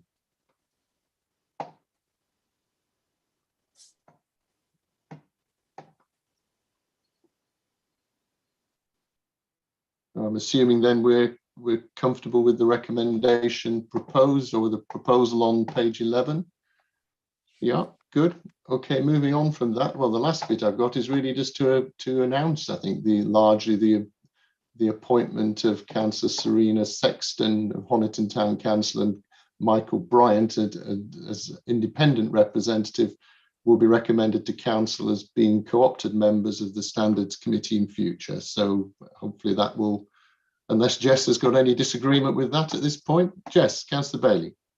Hi, thank you very much. No, it's not a disagreement at all, but I think what might be helpful when the recommendation goes forward to the full council is particularly in relation to the independent representative, just to maybe have a paragraph about this person, because obviously members of this committee or some members of this committee may have been involved in the recruitment process, but most members won't know anything about that particular person. And I think that would just help kind of preempt any questions that may come forward at that full council meeting.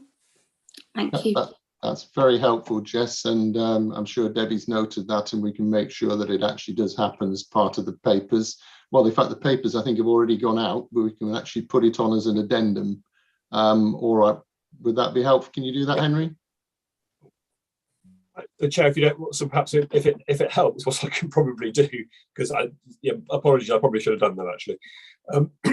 So if I say it and then it can be recorded in the minutes that way, maybe that would help. So Michael is coming towards retirement. He is, and I suppose I need to be relatively careful because obviously he's well, no, I think I can say this.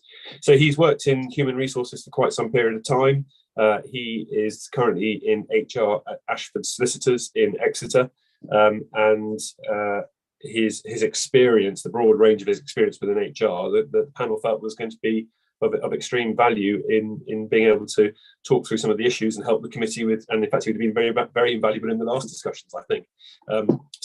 Yeah, he's a retiring HR expert, currently working for Ashford Solicitors.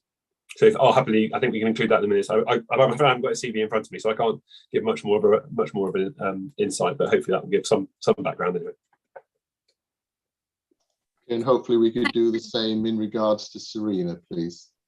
Oh yes, well, because she's the town and parish rep, I don't think you need it. I don't think you need it quite so much because that's her formal position that entitles her to apply for it. But by way of background, she was a former prison governor at I think it was Dartmoor, actually, if I remember rightly. I'm sure I'll be corrected if I've got it wrong, but it was at Dartmoor, where obviously she's had significant experience dealing with difficult situations, including hostage negotiation and all sorts of things. So she'll be perfect for the standard subcommittee and generally helping in difficult situations. Jesting aside, she came across very well as well, and will be a real asset, I think, to the committee. Thank you. I'm worried by the smiles that suggest a lot of member colleagues feel that the former governor of Dartmoor is a perfectly appropriate person to deal with members at the moment, but hopefully others will not read that in or treat it as an opportunity for a press release. Anyway, moving forward, thank you very much for that. So what I propose to do in the context of the way I've gone through the particular item 7 in total is what I'd like to do now is move recommendations 1 to 5 on page 6 in en masse to members. Do I need 2 votes for this one as well? Well, yes, yeah, the idea is, and it was agreed that the indicative votes would be to enable all of the representatives to give their view all votes, so yes.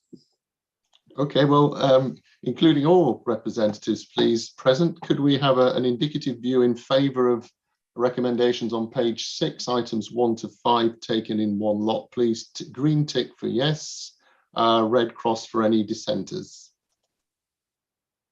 Oh, sorry, Chair.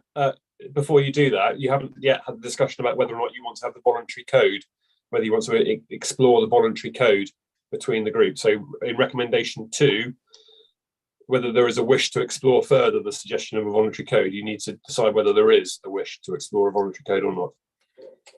Okay, sorry, where was that in relation to the different sections? Because we would have had it was in the Personnel Committee recommendations. Right, there were no speakers on that. So is that something you wish to explore? The debate really had already happened on that. So yeah. Okay, then does anybody any concerns to? I mean, let's have a look. Which recommendation we're talking to there in the appropriate training? Is that literally the last line on number 1? 2. Sorry, reviewed working groups. Oh, sorry, yes, the voluntary code. Well, I've really got to ask for members' views on that. Complete silence. Okay, well, I mean, on that basis, to tip out and hopefully provoke some response, I'll suggest that the voluntary code between members is included in item 2, in recommendation 2. Are there any dissenters? Councillor Arnott. Oh. I knew I'd managed to provoke a speaker. From no, I was going to help you out, Chair, but Councillor Arnott. Yeah, thank you. Yes, so very briefly, I think it's a fantastic idea because I think what it will encourage is a further degree of reflection amongst members on this, how we sort of improve things even further on the basis almost of conscience and you know, that voluntary element. And I think this will require some, and hopefully with you, Chair, as the sort of you know, the honest broker in the room, some really good conversations between group leaders or group leaders and group deputy leaders as well, just to move this ahead to attain some consensus. So just, you know, speaking on my part, and I suppose like I can do for my group as well, really welcome this as a sort of civilized way forward, and thank Henry for the suggestion. Thank you very much. I did have Councillor Gardner, Kathy, indicating that she's switched off again. Assume that's not required. Martin is an independent member, independent representative. I was simply going to say that the voluntary code's an interesting idea. I think, unless I've got the balances wrong, that it's a matter that this committee is interested in, but would not actually make a decision on. So all I was going to say is that down the line, once a voluntary code has been agreed of some kind, and as I say, I think it is a good idea, then it would be helpful if that could just be reported back to this committee so that we can at least see what that code looks like, even though at the end of the day, I think the responsibility for the detail of that voluntary code does, as I say, doesn't fall to our committee. It falls to others to agree, but we would still have a residual interest in seeing what that code, voluntary code, looked like. I think that's very well put, but I do note that, going back to the recommendations, though, that it refers to training as being on the code of conduct being referred to the member development working group. So I must admit, in the context that it was actually within the same number of the recommendation, and that's the only body mentioned, then I envisaged that actually member development working group would be the stewards of the voluntary code between members, if that was so thought? Or is that not correct? Is this a drafting error or drafting judgment in the recommendations, Henry? No, I'm not entirely sure who would have the final say on the voluntary code, whether it would sit with full council or whether it would have to come from cabinet as not being reserved to them. But either way, I think standards ought to initiate within the member framework a voluntary code. So having the member development, I was trying to toying in my mind whether it should come from the member development working group, which ultimately reports to cabinet, or whether it would come from the standards working group, which obviously would come back through here. I mean, frankly, I think it probably ought to go around the houses, given what it is, and have as wide a member engagement as it possibly can. So if you wanted to delegate to me to progress, or you want it to go to the member development working group and or standards working group, I think it's all fine. As long as there is a commitment from this committee to seek to look at what that might, or to progress that at least, then I think we can move it forward. Okay, well, on that basis, then, can I actually propose that element, that the training issue, is the training relate to the standards working group as well, then, on the basis it's standards related training? Sorry, I'm trying to make logical. Yeah, so the member development working group is set up specifically under cabinet as a group of members that help deliver the training, because cabinet are responsible for delivering member training ultimately. Or member development, I should put. So member development reports to cabinet, but it is ultimately the group that considers further, and it's well in progress with Councillor Jackson leading the way. And I think it's right that all training things at the moment go there, because of course we're working towards May 23 and the induction programme for the next elections. So I think any training aspect currently in relation to members ought to be going there. But I think the voluntary code could well sit there as well, because of that work that's ongoing and how it's all coming together. Yeah. If that helps. Well, not really. Because, in terms of because what it leaves me with is I'm trying to look at here and make a sensible recommendation adjustment out of number 2 to reflect what we actually want to achieve. Now, for me, training, code of conduct, member development working group, I get that. Yeah, and I think that's also in relation to the question is whether both go to the standards working group as well. Or the trouble is for me is I don't want to duplicate things across the whole of council and have the same things discussed, in terms of time. It isn't appropriate. Or whether you feel that actually training on the code of conduct and actually the voluntary code of practice should actually go to the standards working group rather than member development. Now, if you training needs to go to the member development working group. Okay, well, in which case I would then tend to separate 2 into 2A and 2B. That issue of training on the code of conduct goes to the member development working group to consider, and that of the potential, a possible voluntary code between members and goes to the standards working group, because that for me sounds much more logical. I'm sorry to wreck your recommendations apart, but that's 2A and 2B. Now, in terms of that being an amendment, can I have an indicative? Do I have to have an indicative vote on the amendment and then No, I think just take them on block now, Ian. I think you sure you're happy now? Yeah. I think you're okay. You don't want to recount or anything like that. Okay, fine, lovely. Well, on that basis, then, with the separation of recommendation 2 into 2A and 2B, as just discussed, then the first vote is the indicative vote that includes everybody in the independent representatives as well.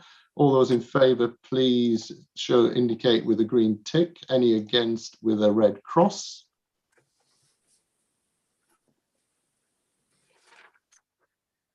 So that's showing support, Chair. We've got 10 in giving indicative support. Lovely. And then indeed, in terms of members of the committee, all those in favour, please with a green tick, or against in a red cross. Just committee members. And that's carried, Chair. Thank you. Lovely. Well, we got there in the end. So that's item 7 out of the way. I was doing so well up to item 6, then it all went very, very slow. So no doubt Henry's going to recover it with the code of conduct complaint updates under agenda item 8, please. Over to you. Thanks, Chair. So what I've done in comparison to previous years is I've stripped out, because we've still got a couple of cases that are ongoing from previous years, I've stripped out all those that have been dealt with and have previously been reported. So the first two of these updates only deal with cases that have been updated since the last report or are still currently live. I think the only thing to note in the first one, which is covering 2020, is that there are still 3 live cases pending, which I hope we should be able to bring to the committee to consider in very short order. There is a compounding difficulty with at least with 3 of these, that the councillors are no longer councillors. So it is an issue that we will have to consider carefully as to how we deal with it within the committee. But so that will be coming hopefully to the next meeting. Otherwise, the updates are all there. Can I raise a question, Henry, before we move on from that, please? Is it on the basis that someone has ceased to be a councillor, and on the basis that they haven't been successfully re-elected as a councillor, is there any value in going on in actually completing this and spending the time and effort working on it in terms of any potential sanction against what actually is the case at the moment anyway? And actually, rather than that, actually to hold it in abeyance for a period of 5 years, for example, that on the basis that should the subject to the complaint become a councillor again during that period of time, that we reserve the right to restart or to resuscitate, or whatever the right word is, the complaint. Is that a sensible approach, or is that not allowed? Yes and no, I think, is the answer. So I'll give a classic lawyer answer of saying it's going to be case dependent on how we might want to treat. So if I can, for this one, I mean, one of those 4 is still live anyway, and we're looking to get that concluded. The other 3, once they cease to be a councillor, that's it. We can't impose any sanctions. So there's no benefit in the committee looking at it from that perspective of effectively holding the councillor to account for behaviour, should we say, or looking at it from that perspective. What this is likely to look at is whether or not the committee want to make any recommendations to the underlying body about the way things have happened. So it's looking at it from a different perspective than looking inwardly at the councillor. We're looking outwardly to the organisation, really. And so I think that's why there's still merit, coupled with the fact that there's been significant public money spent, and there is a need, I think, to conclude the stage we're at. And I think you'll find what I would add to that finally is, yes, then they could probably be held in abeyance for a period of time, in that, and probably May 23 is your better outlier, that if something was to happen in 23 and that council was re-elected, actually this is still relevant and may then be resuscitated, I think probably, or reenacted, or whatever word we choose. It may then come back, because otherwise one would use it as a way to escape from potentially difficult standards matters by simply resigning and then standing again, or whether for co-option or at the next elections or whatever it might be. So yes, it's not an appropriate way to avoid having to deal with poor behaviour. But at this stage, it's about concluding the investigation, getting the reports, and at that point, this committee can look at whether it wants to make recommendations, and then it will be held and can be held for if any councillor wanted to restand in 23. I hope that helps. Yeah, I've got a comment, but Martin, what would you like to speak, please? Yeah, I just wanted to ask Henry that in the event that a particular councillor resigns from office, is there actually any legal obligation on them to continue to cooperate or participate in any way with the matter, with the investigation, or not? No, because and you may well remember from the LGA model code, in there is a requirement to cooperate with any investigations and so on. But of course, that requirement ceases to apply the moment they're no longer a councillor. So yeah, you're right, they can just walk off into the sunset. Actually, interestingly, in certainly 2 of the 3, they have continued to cooperate, notwithstanding that they are no longer a councillor, or at least be involved to a certain extent. So I don't want. I mean, it's not for me really to say what the reason for that might be particularly, but they could. But there's nothing we could do if they don't. Okay, thank you. That was helpful, Martin. And really, for me, that was again following on from the point that I made as to what point is it in if we use the public interest argument, at what point is it worthwhile, this committee and this mechanism continuing to devote legal time as a priority to actually working on something that is with no realistic expectation of any valuable outcome? And sadly, from the oil industry experience, money that's already been spent is a sunk cost and should be largely irrelevant in terms of how you look forward in terms of these cases. So to press you a little bit further, I mean, I was conscious when I first took over the chair of this committee and chair of the council, just how long some of these things have been outstanding. Yep. And actually, with an attempt to try to get things dealt with in a more timely manner and other more topical issues brought to the top of the timeline, I do question, and not sure what, I'm not doubting your own approach, but whether we could actually as a committee ask you to seriously consider the value of progressing with these, with the caveat of the hold in abeyance time to avoid anybody jumping ship and jumping back on again and sidestepping it on that way, which is what I had in mind originally. That's why I suggested that we actually do seriously look to close off some of these investigations that with all reasonable haste. I mean, is that something, independent views, please, on that as well? Pat, what's your thoughts? I'm going to be very careful here. Henry will tell me to be very careful.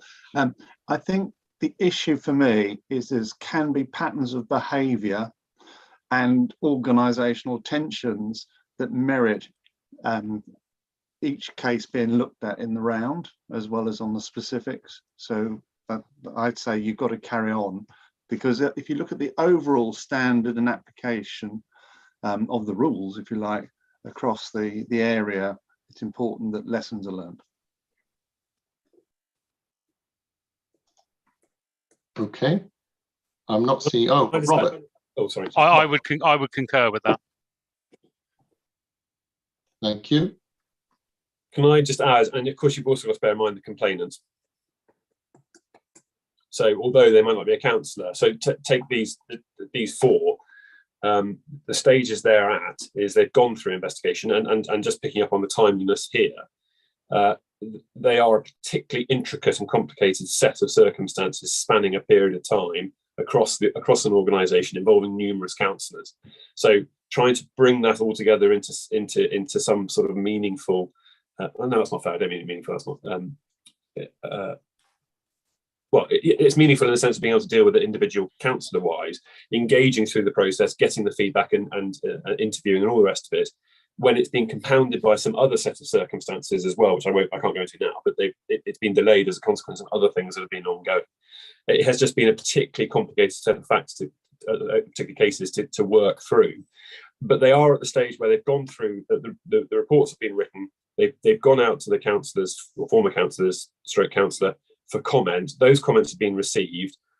Some of them are voluminous because they didn't necessarily take the time at the beginning because of the other factors that were ongoing. So they're now having to work through a lot of comments that have come in to actually produce the final report. And what I think it is worthwhile doing, particularly picking up on Pat's comment, that organisational culture and whether this committee might want to make recommendations in that regard, is that you bring it to a close at the final report stage.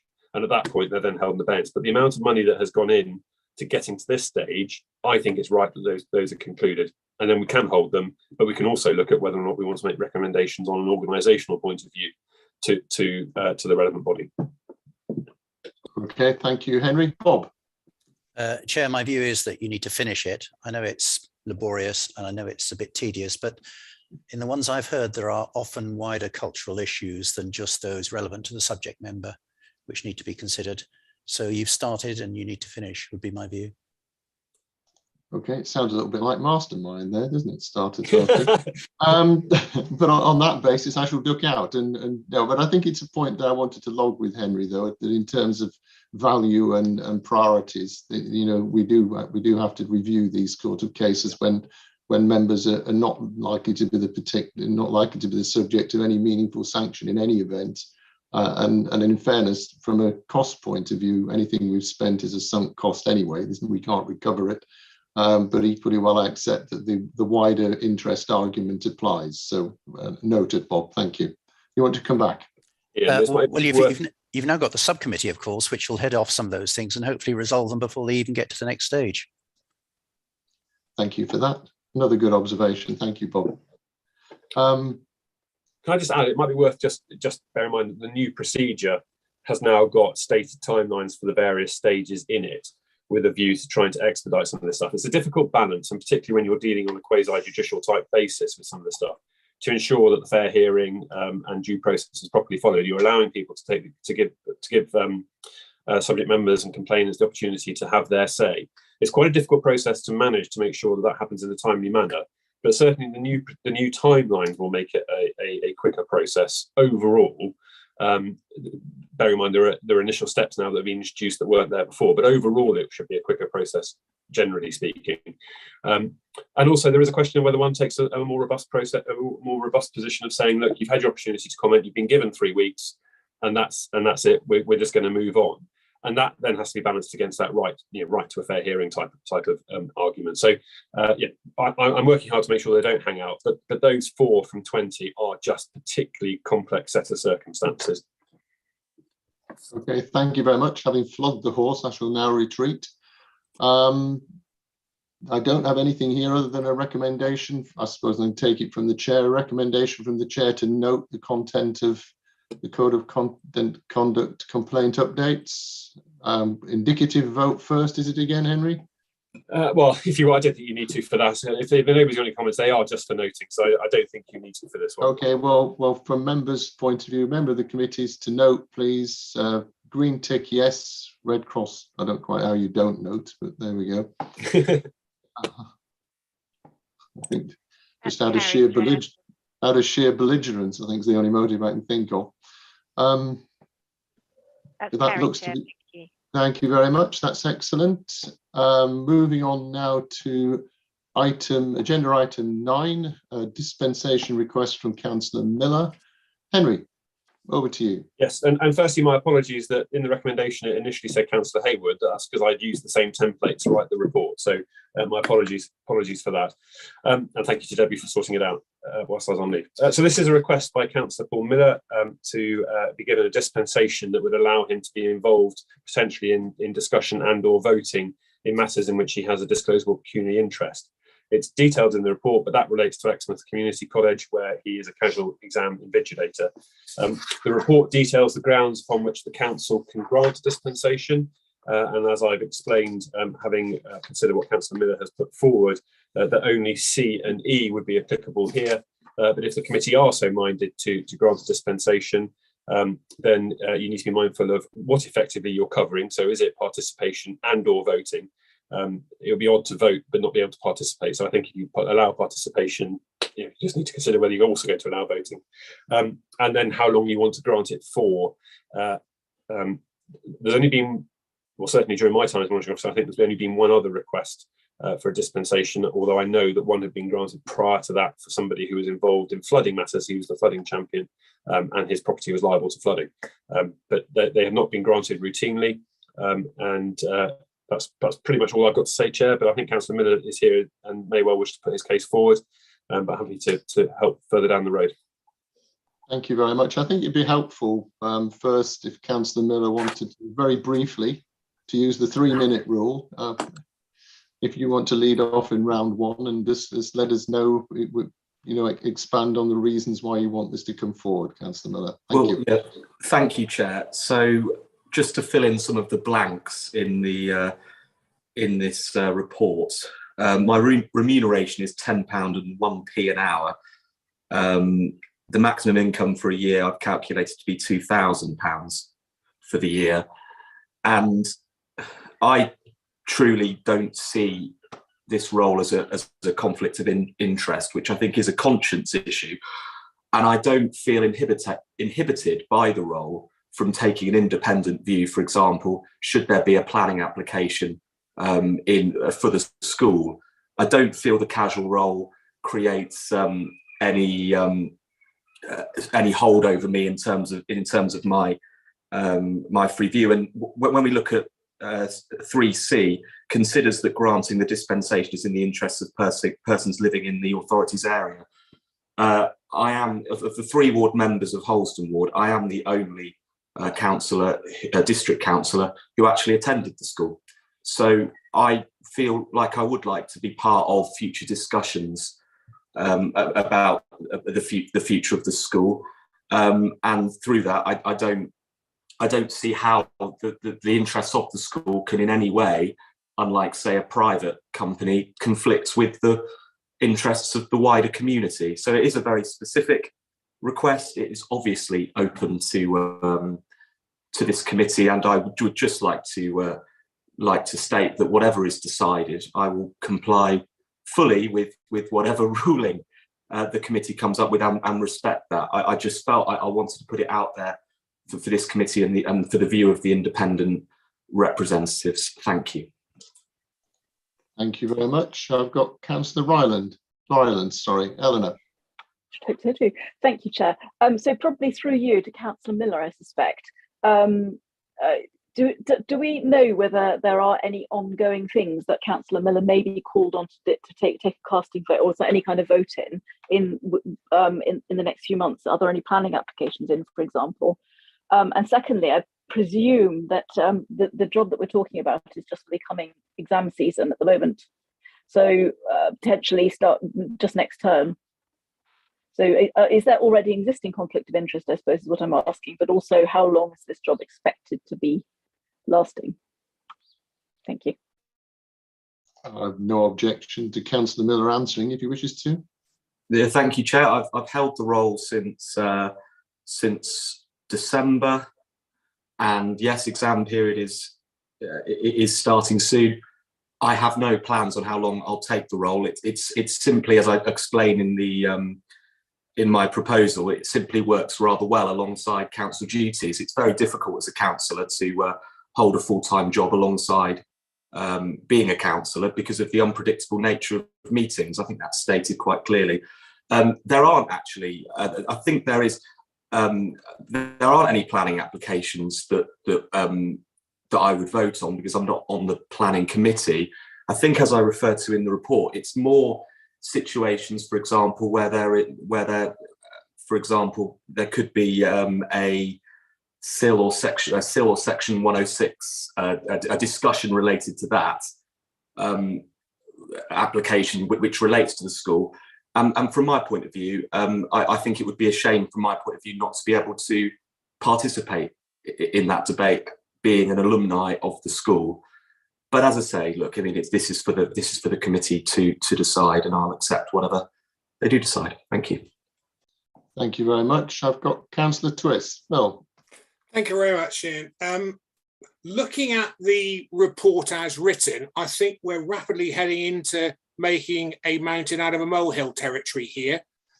Paul's been very open and honest as to what he does. The impact of any decision making with regard to his role, I would suggest, is minimal. And I know, strictly speaking, if we look at 3 A, B, C, D, and E even, the chances of him being able to influence are minimal. So I'm going to propose that we accept this dispensation without faffing around any longer. It's that the risk is minimal. He's open and upfront. His role could end instantly, and that we grant the dispensation until May 2023 at the next election and review at that stage if we need to. I don't think we need to have a great debate on this. It's quite straightforward for me. And I say the benefit he gets from it isn't huge, and the benefit the school get from it is actually quite good. He's an ex-pupil at the school.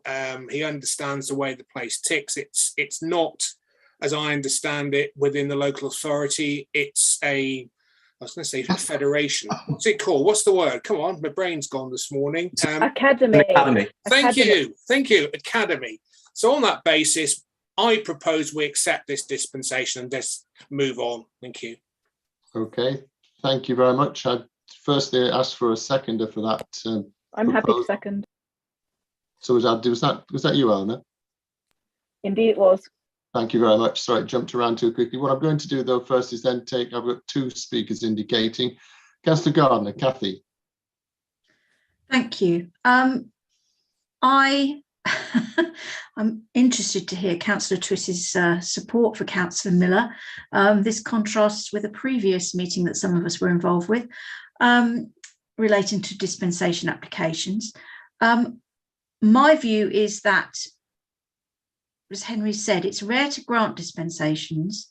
I appreciate the view that, you know, the situation seldom arises where an individual councillor can do anything in council that has an effect to increase their own earnings. Extremely unlikely. This is not a planning matter. This is earning a relatively small amount of money from a effectively part-time occasional role. My view is that we should approve a dispensation to participate, but not to vote, because there is no doubt that he earns money from this body, and therefore it is a pecuniary interest in the way that we'd normally use it. And recently we have been a lot sort of tighter, and everybody's been a lot more, how should I say this, aware of the need to make declarations of interest. And I think the participation as a ward member is one of the most important things. Being able to speak, being able to give an opinion on matters, that's what I would want to be able to do, but I wouldn't necessarily feel the need to take part in a vote on an issue. That's my view, is to split the two, as I think Henry said, is an option, to give a dispensation for being involved in discussion, but not for voting. Thank you. Thank you, Kathy. Henry.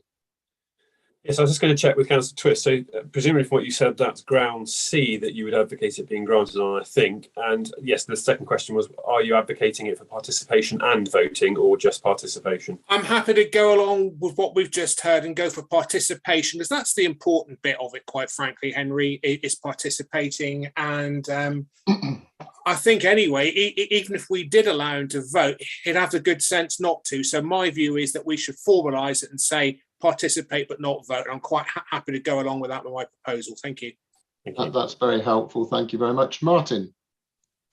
I'm afraid I'm just cautious, because I think there's always a danger that we can create a precedent by agreeing a dispensation in a particular case. I was present at the last occasion and a similar application was made, and I've got to be honest and simply say I can't really see that this application purely looked at is any more deserving of us approving it on this occasion than it was the last time. But it's particularly the issue of a precedent. If we accept it on this occasion, and Henry in his report has made it quite clear that it's difficult to see certainly how A, B or D in paragraph 3 are satisfied, and C I accept is a matter of judgment, but I think C is quite difficult to argue for as well. So I'd be very, very cautious, not necessarily because of this particular case, but because of the tying our hands on similar cases that may arise in the future. Thank you very much, Martin. Councillor Twist, Phil. Yeah, this is markedly different from the previous instance, where on the previous instance there would be a lot more planning applications to be considered and the role involved. This is markedly different. There's no such thing as a precedent either, Martin. We take each application on its own merits, which I think is quite right and proper. So it's no question of setting a precedent. I voted against granting a dispensation last time, and clearly not setting a precedent. I'm actually voting to support it this time, and I think the circumstances are markedly different. So I actually stand by my proposal. Thank you. Thank you very much. Would any other independent members like to comment, please? Robert. I think it's always good to talk and hear people's opinions. So absolutely, if voting is not being granted as the dispensation, I see very little low risk in granting the dispensation for participation. Thank you very much. Bob. Chairman, I don't have a problem with this because we are being asked to give a dispensation for him to undertake casual exam invigilation. I don't actually understand what exam invigilation has got to do with any other discussions that might or might not take place at the school. So what we're being asked for, we should agree to. He's going to have discussions, as he would do anyway, with people at the school about, other things, but there's not a lot we can do about that. Hopefully he will use his judgment not to get involved in those. Thank you very much, Bob. Councillor Arnott. Paul. Thank you, Chair. Yes, just to a 15-second riff on the discussion raised by Councillor Gardner and which Councillor Twiss enlarged on. I think that was, we might look at this, mightn't we? If Councillor Miller's case had come first, what then would we have done about the other councillors' difficulty? And what that other councillor was seeking to do was just make things simpler for the council so that they didn't have to declare an interest every single time the council, the parish or town council with which they were associated, was discussed. And because that was not agreed by council, and Councillor Twiss particularly, did oppose that, as Councillor Gardner has said, we now find that we waste, a couple of minutes every single meeting where this excellent councillor has to declare their association with one or other town or parish council, rather than just having a standing dispensation. So, frankly, I think that was a daft decision. I really take Martin's point about being careful about precedents here as well. I won't offer an opinion. I think it's probably wrong for me to go further than that on this particular case. Thanks, Chair. Thank you very much. I've not got any other indicated speakers. So again, if I've got this, I have. Sorry, Councillor Stott sneaks in under the gate. Pauline. Well, I'm afraid I do agree with Martin, because are we going to open the floodgates now? Because the trouble is, if you've got a peculiar interest, money's involved. I mean, we've just been on hospitality and gifts at the £25. Well, if we open the floodgates, and so anybody who earns money can now have a dispensation from whatever job, if something comes up in planning or whatever. I just reckon that, 23 years, I don't think anybody ever had a dispensation. So I just find it, once you start doing it, are you going to continue doing it for everybody? I know it's case by case, but I think you're going to open the floodgates. Sorry, it's my opinion. Thank you, Pauline. I've got Councillor Rylance again. Eleanor. God. Thank you. Sorry, thank you for allowing me to come back, Chair.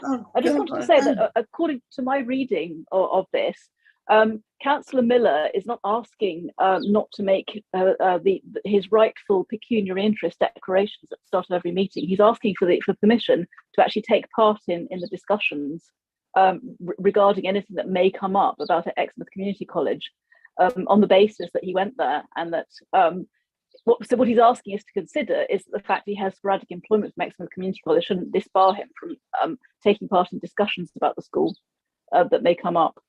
So that was my reading of it. So he still has to make pecuniary interest declarations at the start of every discussion that might involve the school. It's just that he is asking for permission to take part in these discussions, despite being sporadically employed. So I don't know whether Henry has any view on whether that's the ambit of it. I think it's nice to draw Henry in. I was sitting here quite quietly minding my business. You're quite right, Councillor Rylance, and forgive me, Leader. If a dispensation is granted, all it does is overcome the criminal sanction of remaining and being involved in participating and voting. You still have to declare whether it's personal or DPI. And so had the previous one been granted, those declarations would still have to happen. But what it would mean is then that councillor could have been involved in discussions that he would otherwise been precluded from being involved in. Thank you very much. So I think we're clear now. Hopefully everybody's had a chance to speak and express their view. What we're talking about, just for clarity, is a dispensation for Councillor Miller to take part in discussions relating to Exmouth College, of which is a pupil and a part-time employee, but actually not to vote on any such items. So that's where we are. Hopefully that's straightforward. Can I have the indicative vote, including all members? Oh, sorry, Robert. I think the other item, if I read it right, Henry, was how long this dispensation is going to be granted for. And I would suggest that the natural point would be the next set of elections, and then it would need to be renewed. And that's what, Councillor Twiss suggested May 23 in his proposal. Yeah, sorry, I didn't pick up on that. So that be included in the proposal as well. Thank you, Robert. So what we have then is firstly the indicative vote from all wider members. I'm getting to grips with this sort of complexity now, Henry. Green tick in favour, red cross against, please. So, Chair, I have so far 9 in favour and 2 against in your indicative. Thank you very much. And then move on to the vote itself of committee members only, please, in the same green ticks in favour, red crosses against. And that's carried, Chair. That's in support of that vote. Thank you.